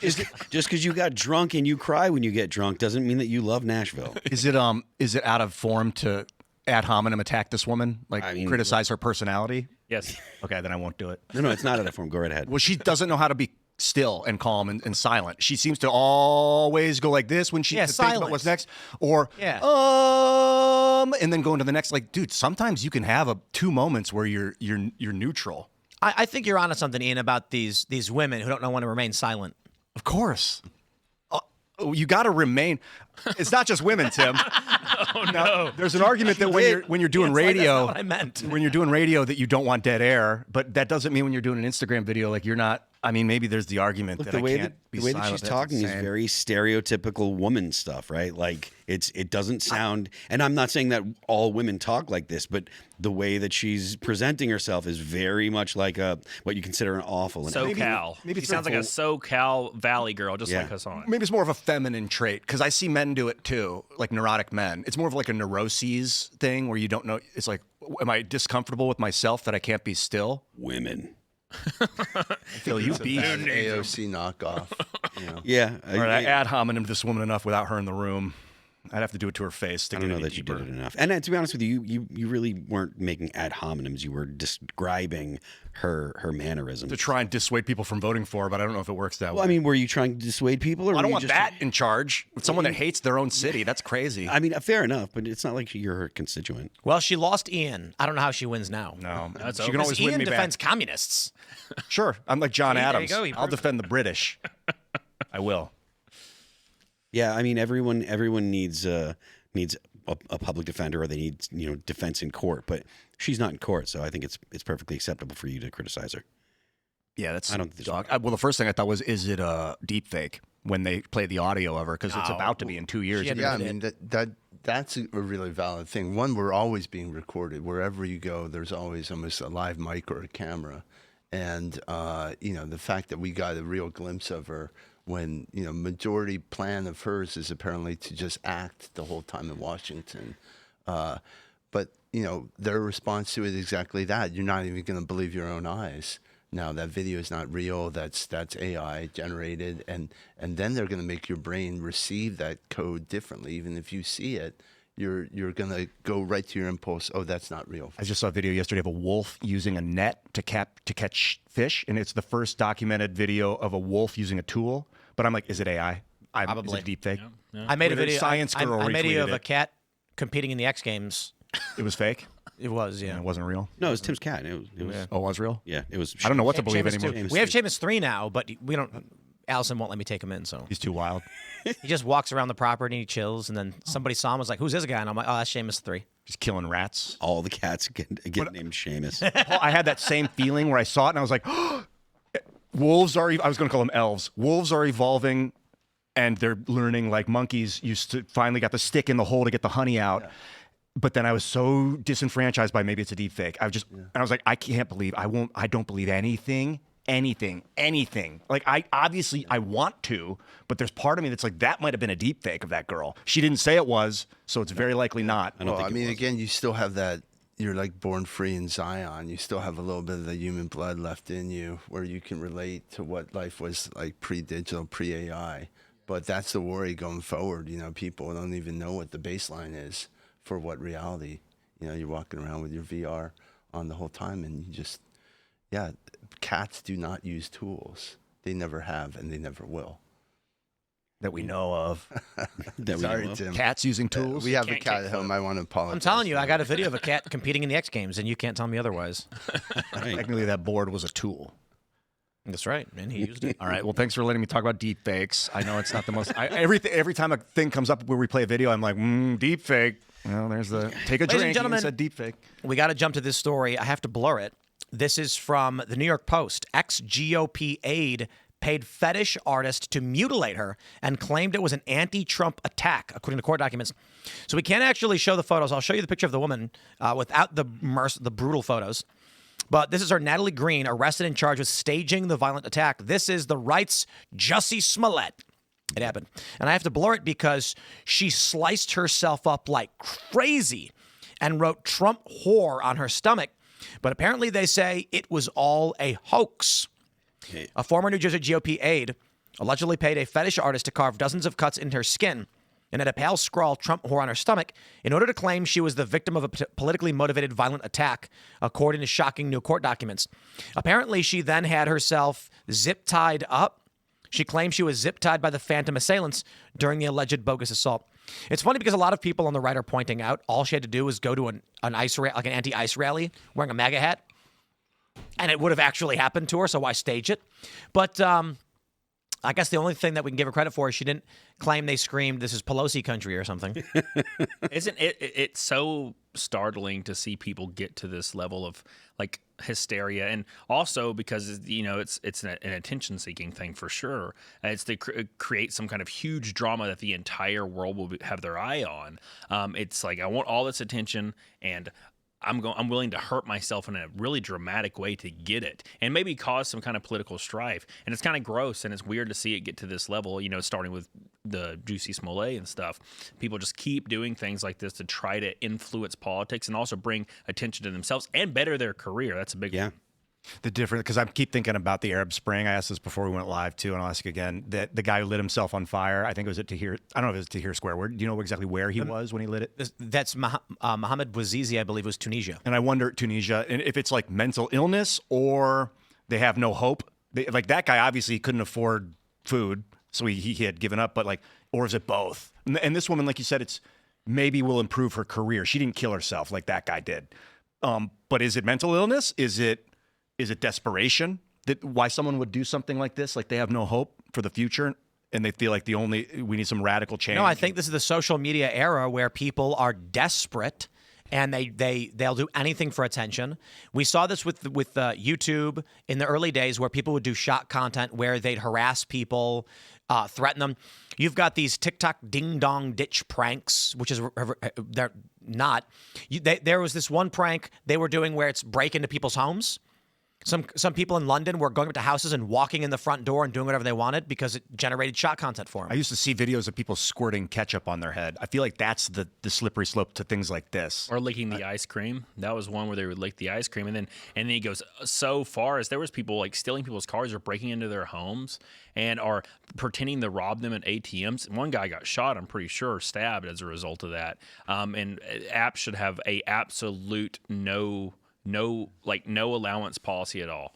If anything like that comes about, you're perma-banned, IP banned forever. Again, I would, what Cody was saying earlier, draw back and say, well, why are people desperate for search and meeting? And it's, in my mind, alienation from God. 100%. This is what Charlie was telling us. Like, if you have God-centered life, you're not going to do this. You're loved by God. And it's painful to see this kind of, and I said, there's spiritual warfare going on out there. Some people are very susceptible to it. Look, I pray to put on the armor of God every day, Ephesians 6. But, if you're not centered there, it's very easy. And this AI, maybe people talk about it being the Antichrist, but certainly the internet it brings us down to this base human, and I'm using base in a different term than based, but, our base instincts really as animals in a way. And this constant one-upsmanship, the shock value, it's I don't know how we get around it other than turning focus towards God. And I'm God, country, family. That is why I'm standing up. But the more we take it out of the government sphere, the further people get alienated, and they're just acceptable tools. In 2000, before the internet, really internet video, for me it was theater. It was something greater than myself, and I was agnostic, wholeheartedly agnostic at the time, and whether it's and there was a godliness too, producing something with a group of people that was greater than ourselves, and the sacrifice of 70 hours of rehearsal and then letting other people be the star and making sure that someone else is adulated over you. That's your role right now. And that when the internet came around, it was like all my theater friends, they basically started getting very hyper.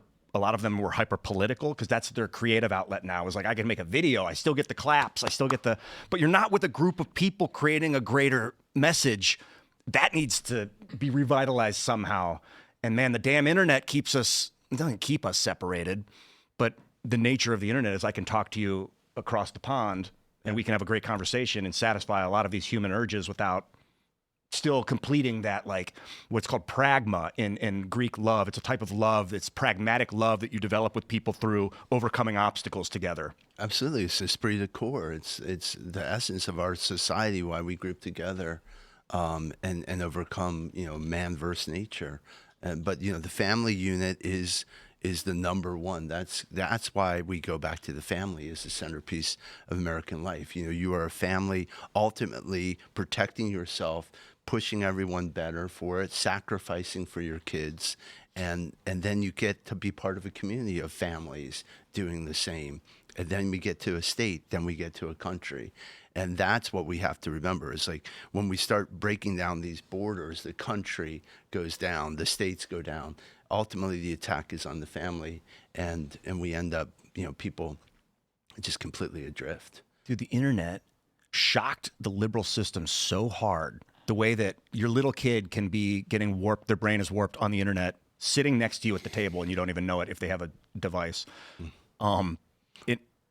I don't know, like if this is the step of human evolution, where now we're becoming Homo technus, and some of us, and then the rest of us are going to become. We're going to be like, no, we don't want it, and then we're just going to subserve to this human Borg mind construct thing, or if somehow AI will be like, it's unhealthy for humans to be separated from each other. We need to reinvigorate the family and the community. Yeah. I think we have to commit to ourselves personally.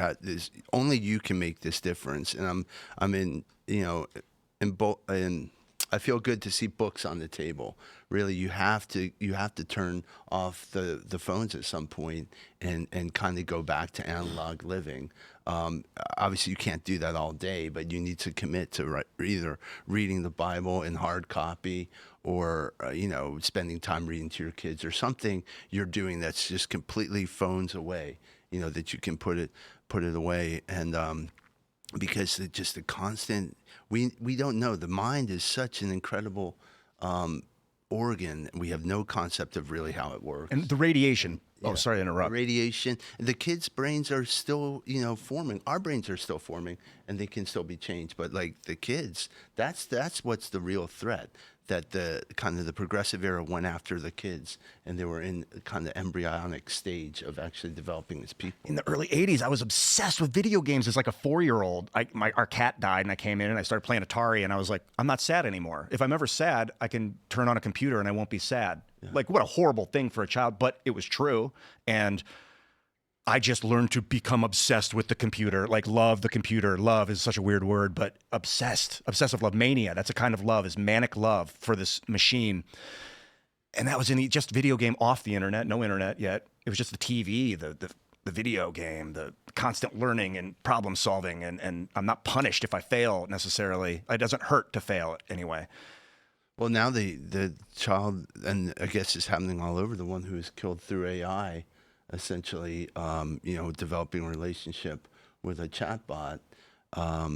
Look, addiction is real. It's not just substances.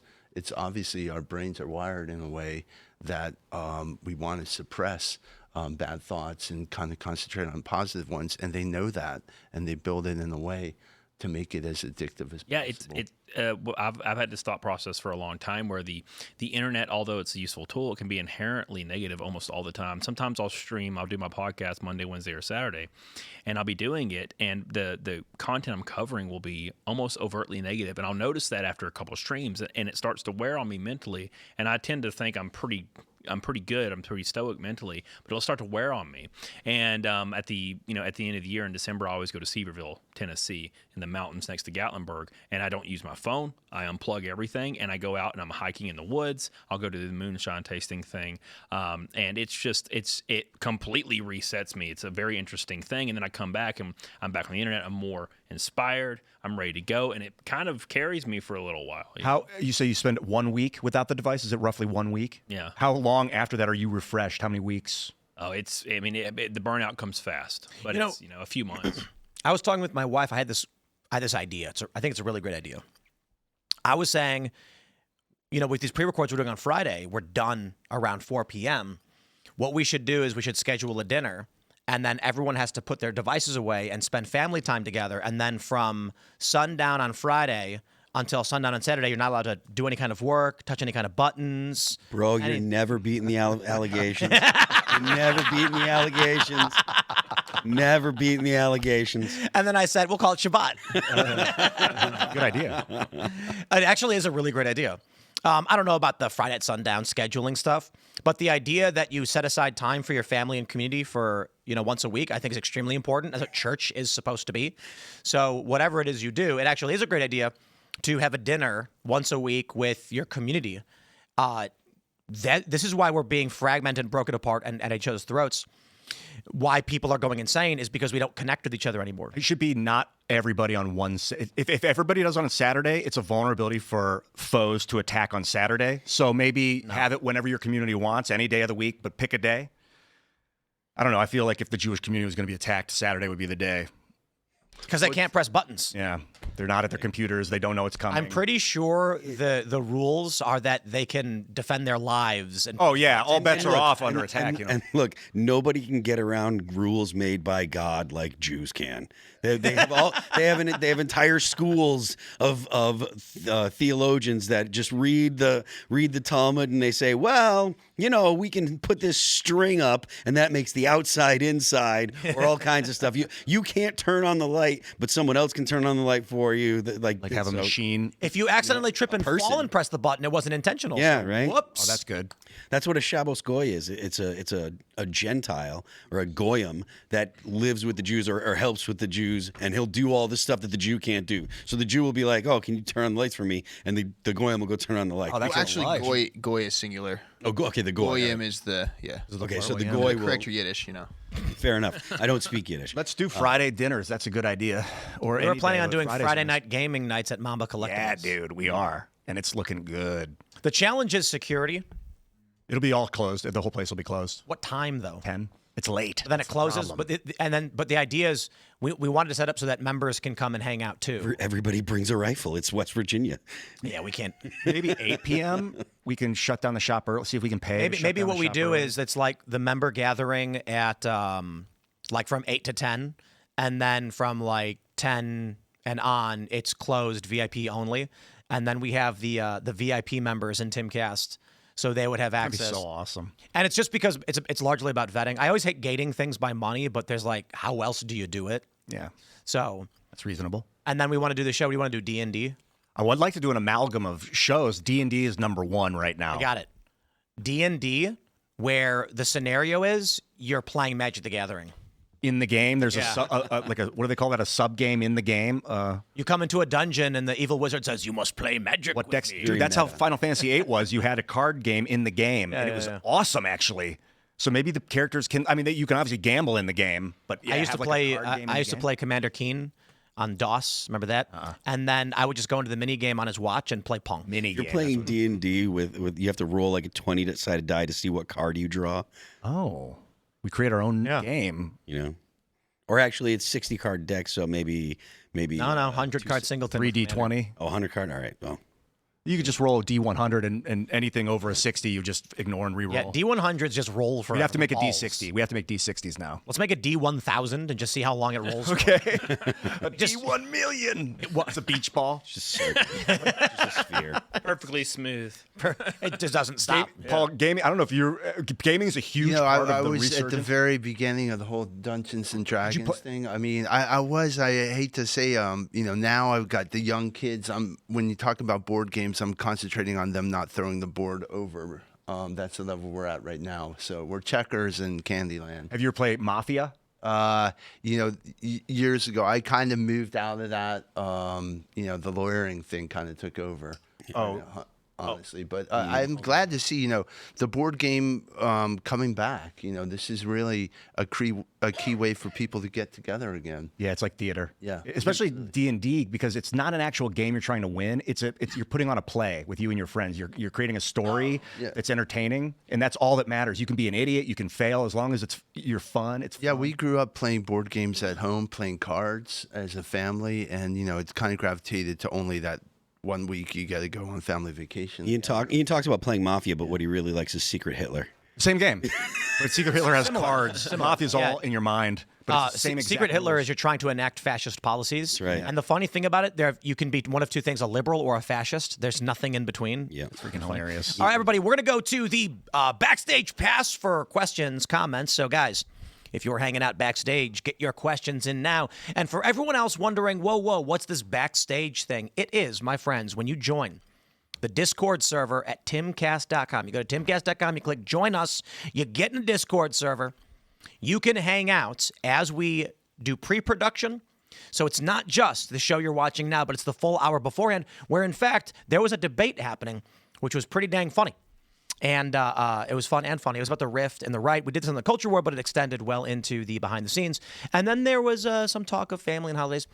As a member of the Discord community, you can now submit questions. So if you want to get involved, you got to join us, support the work that we do, and we will grab your questions. Although I think it may have frozen. Nope. Wait, there it is. Warm it up. Let's go. It's all. Settles Stuffling says Uncle Tim is talking about me. Oh, because slow-mo was put on. Okay, it all just jumped at once. Where are we at? Okay. I Make Parts says, Cody, come up to Wisconsin International Raceway for the Dixieland 250 so we can see the Timcast super late on track. Oh, that'd be a good time. Be a good time for sure. Do you choose all your own races? Was that? Do you choose your own races, or do you have? No, it's all basically a set schedule by NASCAR or something to that nature. So, it just depends. Basically, the more funding that happens, the more you can do. Right, so it's just like you can start lining stuff up, and the goal always is to run full time. And then there's a lot of people that'll go run late models and super late models and stuff as well as package deals. So yeah, you can do pretty much anything. What are late models? Late models are they're a lighter, like stock car. They're much lighter. They're shaped kind of like funky. They're shaped more, I guess, aerodynamic. They're really cool looking. They're really quick on short tracks, really fast on short tracks. Just kind of a different kind of car, but just really light. I was surprised to find that in the NASCAR video game, you can ram other vehicles without penalty. Yeah, you can go ham. I enjoyed it. Yeah, I saw you. You was killing everybody. You can not do that in NASCAR. Am I wrong? No, definitely not. Oh, you can do it once, and then they'd be like, "All right, you're done." But like, if you said you did it on purpose, they'd be like, "You're done." Oh, for sure. But if you're like, it was an accident, they'd be like, "We get it." It depends on how egregious. But like, if it was really obviously intentional, and you got this look on your face, and you're like, "Ah!" And they have all this data hooked up to your car. They can can see when you take your throttle off. They can see how many degrees will you turn. So if you're right here and they see you do that, they know. I thought if you weren't rubbing, you weren't racing. Well, a little bit different than rubbing and Oh yeah, murder. didn't someone? How do I find that video of the dude who pulled that maneuver that got banned? Oh yeah, you just type in Ross Chastain Wall or something. How do you spell his last name? Chas. There it is. Oh, there it is. And then Wall probably. I might have seen this new video of the guys on the wall. It's not new, but it's a secret technique he pulled, where he just slammed the gas and rid the. Whoa, that's live footage, by the way. That's not sped up, man. Whoa. Did he end up winning the race? No, he advanced to the next round of playoffs because he gained like 7 positions. Wow. So you don't get negatives depending on how damaged your car is when you complete it? No, and It doesn't slow you Your down. doing sponsors that. get pissed. this is like it's this generation car. It's the way he did it. It was like a 1 in a million shot. And he was like, I'm just going to do it because it's my only option. If you would have done this in one of the older cars, like the pre-generations, these are way tougher. The older ones would have you stopped and wrinkled, right? But this car is more rigid, and it made its way around there, and he did what he had to do, and then NASCAR immediately made it illegal. How did they not stop? How did he not get stopped by it? That's wild. It was the last corner, and he just the car just was sustaining itself. He wouldn't be able to go another corner. Oh, for sure. Yeah, that car's done. But he only had one more corner. He had one more, and he did it. And he bumped that guy. All right. We got Anders. He says, I got a question. Cody, how is your health improved as a result of race car driving, considering how healthy you have to be in order to maintain? I've been doing mass gaining and cut cycles for the last 11 years. I've been in the gym for the last 11 years, and during my cut cycle, I take vitamins, I eat grilled chicken, egg whites, a little bit of shredded cheese, I drink protein, I eat really, really clean, and I get in pretty tip-top shape right before the race season, and then I'll kind of keep doing that and maintain a little bit, and then get looser and looser until I kind of fall apart in July. I'll start drinking a little bit of White Claw, that's my thing. Love it. And I'll start eating a little bit, and then by the time October hits, it gets real bad for 2 weeks, and then I go right back on my diet. So it's restructuring redoing things. I'm definitely healthier than I ever was prior to my like mid 20s. Before then, I can't imagine where I was. But I started that when I was 24. And I've been doing it ever since. And racing helps with that. Plus, there's a thing you can't prepare for, and it's when you're in the car. It gets really hot. It's like a different kind of hot. It's not like it's the sun's out, right? We were racing in Michigan last year, and 160 degrees, 140, 150 in the car. You have fluids, you have AC. Does not matter. I couldn't even tell what lap we were on. Checkered flag flew. I went to the pit road, fell out of the car. Small little golf cart ambulance came and got me. I was in the care center hospital for 2 hours. Do you practice in the sauna then? No. Well, I mean, you just acclimate over the course of like a year, and then by the time you get there, you'll be racing with new guys, and you'll be telling them, hydrate, man, hydrate, and they won't listen. And 20 laps in, they're getting out of the car, and I don't feel anything anymore. I get out, I'm like, salt water too, like put a little salt in the water. Yeah, I use liquid IVs. I'll drink up several of those. Sauna's good. The more I'm in there at 160, the easier it becomes. Yeah, you just gotta acclimate, and once you acclimate, it's almost like it's trial by fire. You just do it. There's these weird muscles in your wrist and stuff. You just acclimate. All right, we'll grab this from Olivia. She says, Michigan State Education Board passed new standards for sex ed, including LGBTQ plus education. There was over 3 hours of debate and over 100 citizens there asking them to not pass these standards, and they didn't care. Opinions on how to stop this from happening, when we can go to these meetings and they don't listen. I have no idea. What I can say is, because, as a professional complainer, I can look at things, point at them and say that's bad. I imagine things like this are what's fomenting the idea of civil war. When parents are showing up and saying no, and we've seen dozens, if not hundreds of these videos go viral, where parents show up at meetings or it's town hall meetings and they're like, stop, don't do this. And they go, we're going to do it anyway. You wonder what their motivation is and why they're doing it, even though the people are saying don't do it. Sooner or later, people snap and say it doesn't work.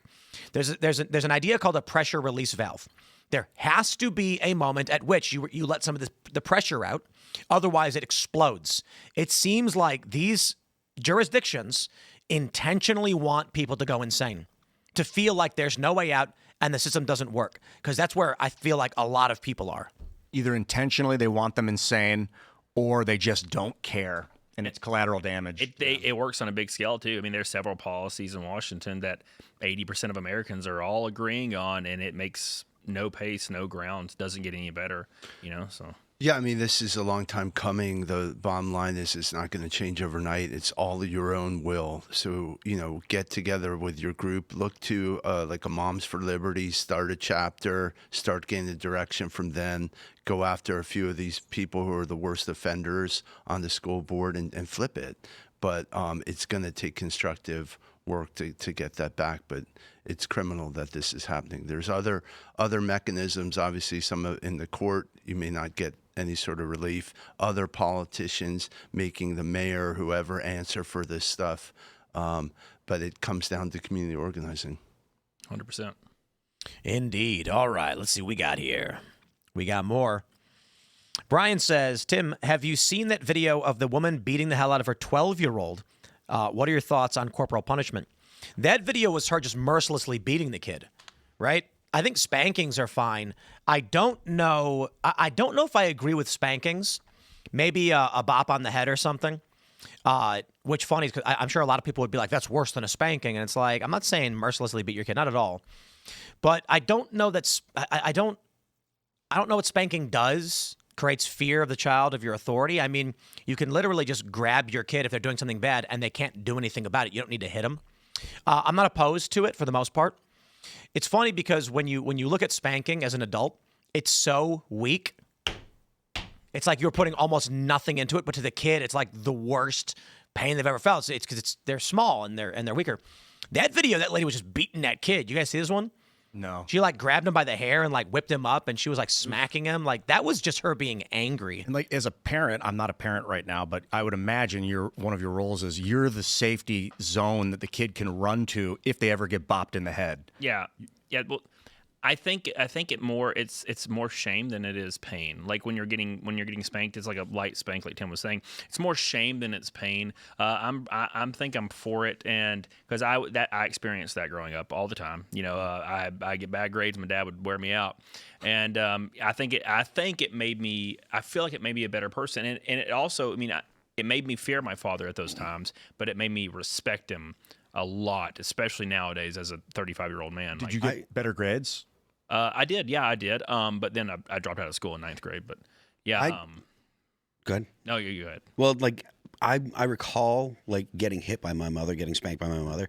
I don't recall ever getting spanked by my father, but my mother would spank me, and I would still keep doing whatever it was that would upset her, whatever pissed her off. But then she'd be like, "Wait till your father gets home," and that's when all the games ended. That was when my mom would say, "Wait till your dad gets home." I would get quiet and go hide under my bed for hours. And like I said, I cannot remember my father ever disciplining me like that. It was always in the same boat there. I mean, when we were little kids, our mom, I think it's what you're saying, the fear of laying down your parents. And my mom used to have a saying, like, I don't know if you can change, but I can. And we were always like, she's going to stop loving us. But she would call us in the kitchen, and she'd like take the kitchen spoon, and she'd be like going, and right before she sent us off, and like she would slap it down, and we like go running out of the place. Yeah. But one time she like hit it so hard that the spoon broke. Yeah.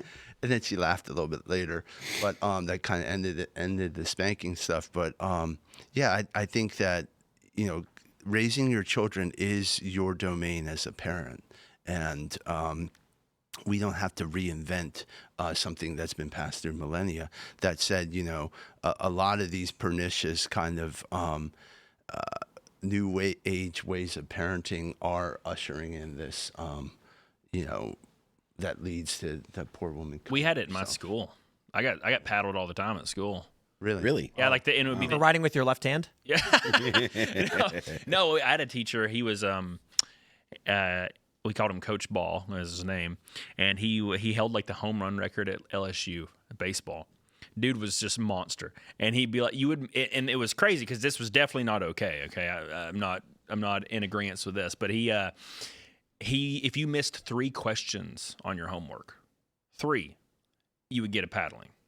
So I remember paddling, right? Yeah, and he would say, "It's honey time, Dennison," and I'm like, "No!" So he'd take you out in the hallway, right beside the door. Everybody could hear it, and an LSU home run guy would just wear it back and just knock you just 3 licks. And that was my dad would spank me. It was more shame. He'd give me some good licks, but it was more shame when Coach Ball hit me. I left my body and I could see myself screaming. Kids that are being abused they leave their body. It causes generational trauma. I think that guy they'll be in prison for doing that kind of thing. Oh, he died a long time. Paddling. Looking out the window. That's a paddling. Staring at my sandals. That's a paddling. Paddling the school canoe. Oh, you better believe that's a paddling.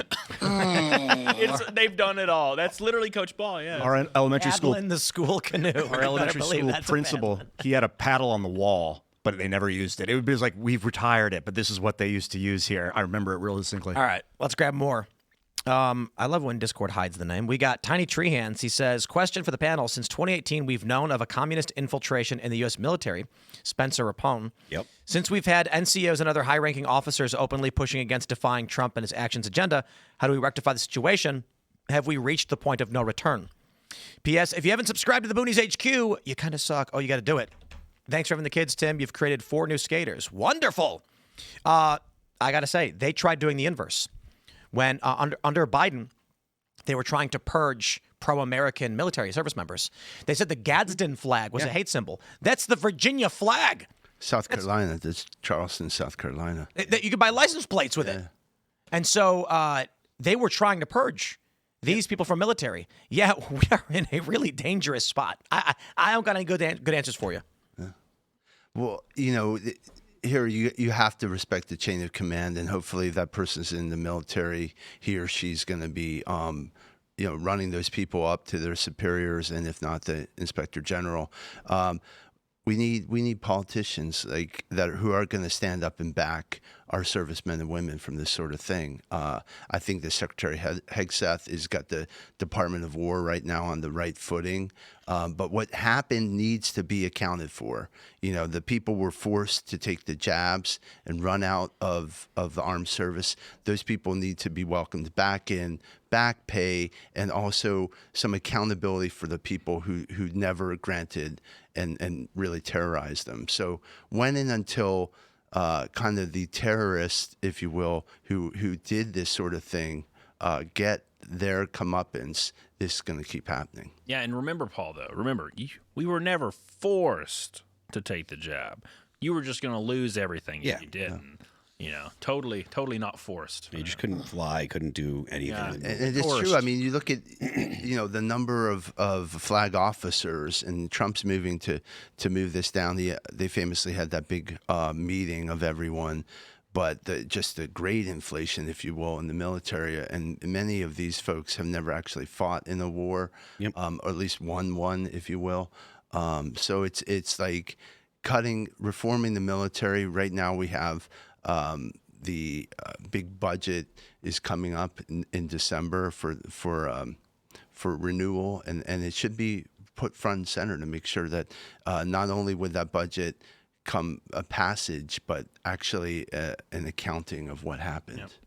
All right, we got Garrett Targaryen. He says, question for the guest. I see a lot of people talking about, quote, we need babies and keep making more children. And that is about the next generation. As a father, I too look to see my daughter's future and look to ensure it's a good one. But as I see AI taking over jobs and continue layoffs, I worry for all our children's future and how they will be able to work. So I ask you, Paul Dans, as a senator, how will you ensure that our future generation will not be taken over by AI? Look, I worry about the same things. It's right at my heart as an MIT guy, but also a dad now of 4 and soon to be 5. That's the whole reason I'm running for the Senate. I'm trying to make this very human-centric because this is why we exist. God put us on this earth to love us and be happy and one day seek eternal life. That said, we have to be internally vigilant with these forces.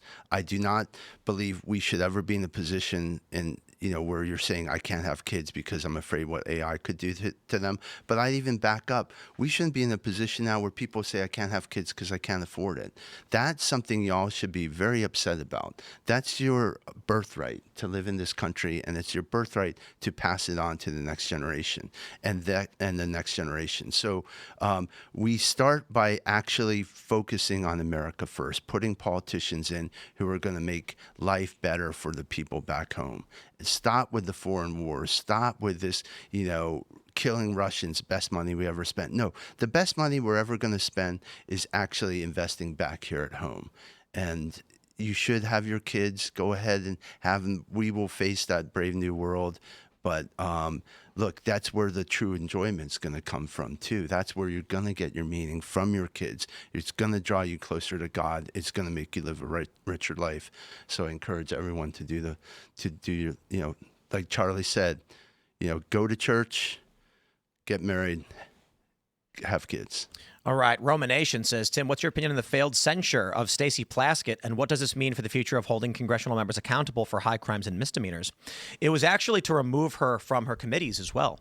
Well, Republicans cut a backroom deal for Corey Mills. I think it's scummy, and this is, again, it's a part of the same line of voting isn't changing things, and people are ready to burst.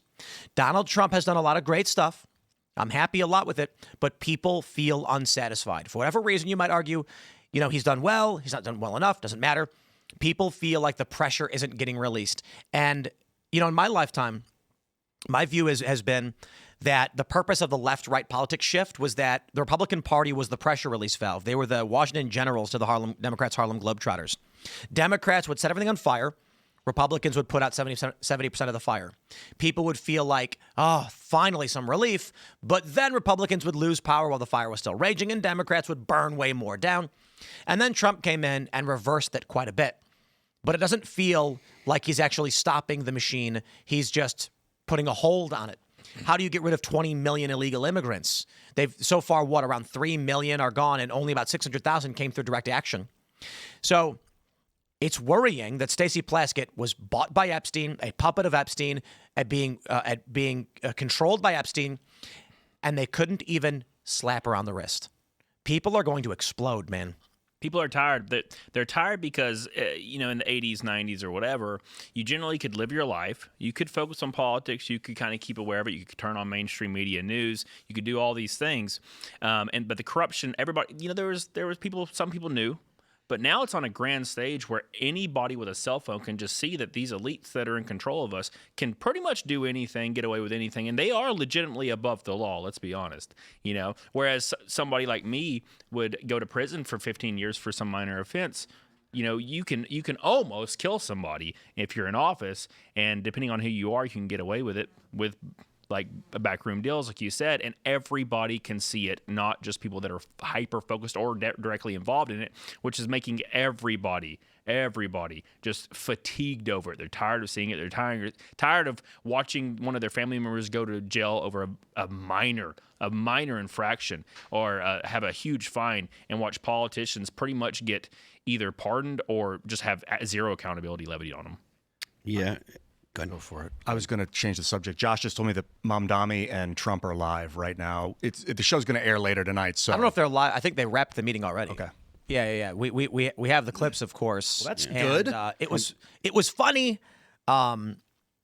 He said the only thing we have in common is we want the city to do well. Yeah. I congratulate him for being mayor. He ran an incredible race. Did they talk to each other? That was a meeting they had, a public meeting? Yeah. And what I'm seeing about so far was like, okay. It was amicable. Trump wasn't looking to just beat up on him, and apparently Mamdani didn't go in there and just sit there and say, you're a fascist. Trump loves New York. If there was something, I would have pulled it up. But Trump being like, nice to meet you, I don't think is worth interrupting. Cool. Sorry, Phil. All right, we got, let's jump to Pilgrim Serge Vibes says, Cody, what's your favorite car brand and why is it Toyota?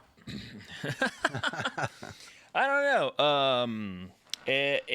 I know a lot of people will catch heat for that. If we're talking like American made, I'm going to catch heat. I mean, I guess Toyota is technically American made in most aspects nowadays, but I would probably say Ford. And I know a lot of people hate that, but I love old 67, 68, 71 Mustangs. I love the 2015, 17 Mustangs. I just love them. I know how to work on them. I've built a ton of the old vintage ones. So if I had to go that route, as far as American made, I would choose Ford.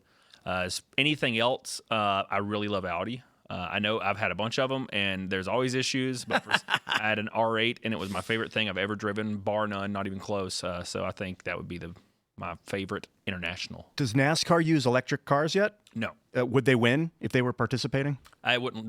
Batteries wouldn't last long enough. No. Yeah, that's pretty wild. How many times do you refuel?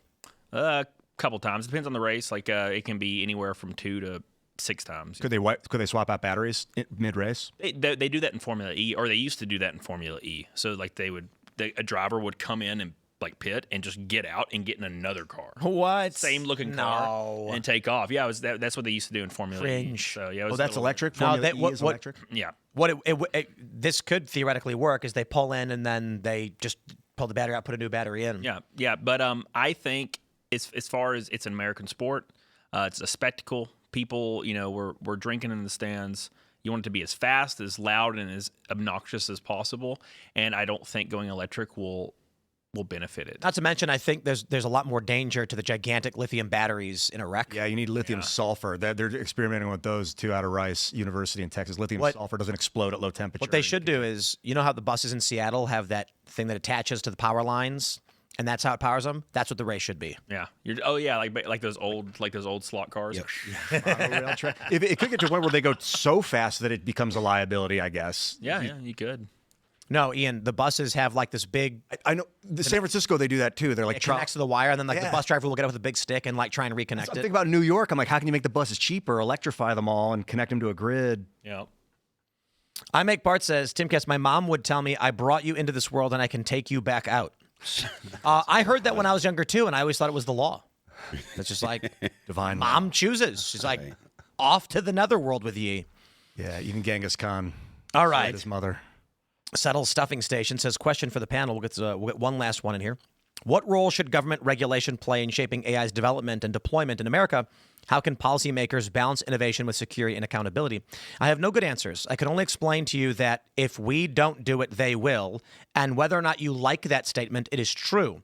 And the direction the U.S. has taken then is full bore, no holds barred. Who cares? We don't want to be on the back end. That's I kind of hold. Good luck. I hold that opinion. I think it's something that it's so hard to regulate, and it's like stopping the horse. It's like making more taxes on automobiles, in the early 20th century, because we have our horse and buggy economy that's driven, and we're going to try to stifle this new technology. Yeah. And I just don't think it's possible. And in my opinion, I think we should go full bore, because I'm not exactly afraid of it. I think there's a lot of bad things that can come of it, but I also think there's a lot of good tools that can come of it if we choose to utilize it correctly. I have to jump in because Mom Donnie just called Trump a fascist in the Oval Office. Jeez. Oh. Phil was like, it's not like he's calling him a fascist. He heard you. He felt your presence, Phil. Hold on. He asked about your comment calling the president a fascist, and your answer was, both President Trump and I have been clear about our positions and our views. Are you affirming that you think President Trump is a fascist? I've spoken about... That's okay. You can just say yes. Okay. All right. It's easier than explaining it. I don't mind. Yo, wow, that's one right. for the ages. Trump just knows how to do it, man. Like, whatever. That's okay. You can just say yes. It's easier than explaining it.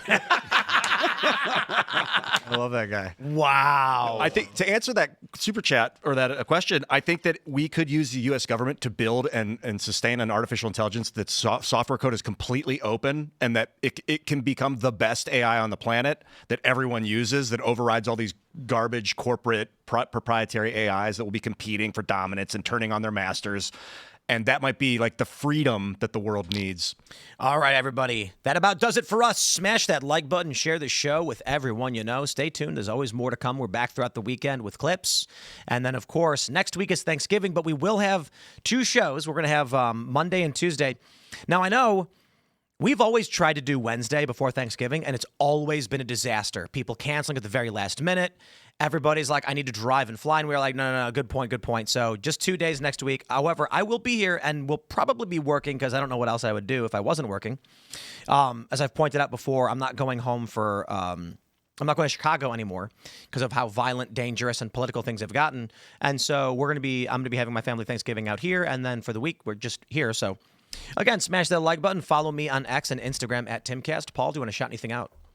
Hey, I appreciate everyone's support. We can get rid of this warmonger, this 70-year-old childless crook. I am running against Lindsey Graham in South Carolina for the next generation, for even our existing generations that need help. So go to pauldans.com, donate if you can, follow us online, push out the message, send your prayers. We are really climbing in the polls right now. Lindsey is the most vulnerable U.S. Senator. Liberation Day is next June 9th, 2026, the Republican primary. So follow us online, get behind us, send $20 if you can, send 100. But, this is part of how you get back your democracy, putting in real America first, people. And happy Thanksgiving. It's not a holiday. Just wish people happy Thanksgiving. Right on. Come follow me on Camelot 331 on YouTube, Camelcast Off on Twitter and X. Please give me some love on there. I could definitely use it. And happy Thanksgiving to everybody. It's a holiday that I cherish, that I don't get to celebrate much anymore because my family is kind of fragmented, a lot of deaths, so we don't really get together anymore because there's not many of us left. So I'll be streaming on that day like I always do every year. So you can join me on Camelot 331 on YouTube. And y'all have a good holiday. Thank you. Please do. Give thanks and appreciate what you got, because that's the essence of kindness. It's a virtue. If you want to be Christ-like and embody Christ, be kind, which means appreciate what you have. The opposite of that, the sin, is envy. Envy is when you wish that it was better. It's just, I have it. It's just so bad. Me, the problem, you need to appreciate these things, the people and the things you have around you. And you'll find that leads you to utilize them and to improve upon it. So kindness, thanks. Thank you, Phil. Cheers, man. I am Phil That Remains on Twix. The band is All That Remains. We just did a collab with Puck Hockey. You can go to puckhockey, puckhcky.com to check it out. There's a bunch of hockey jerseys, basketball jerseys, all That Remains styles. So you can check them out at puckhockey.com. You can check out All That Remains, the band, on Apple Music, Amazon Music, Pandora, Spotify, YouTube, and Deezer. Don't forget, The Left Lane is for Crime. We will see you all throughout the weekend. We're back on Monday. Thanks for hanging out.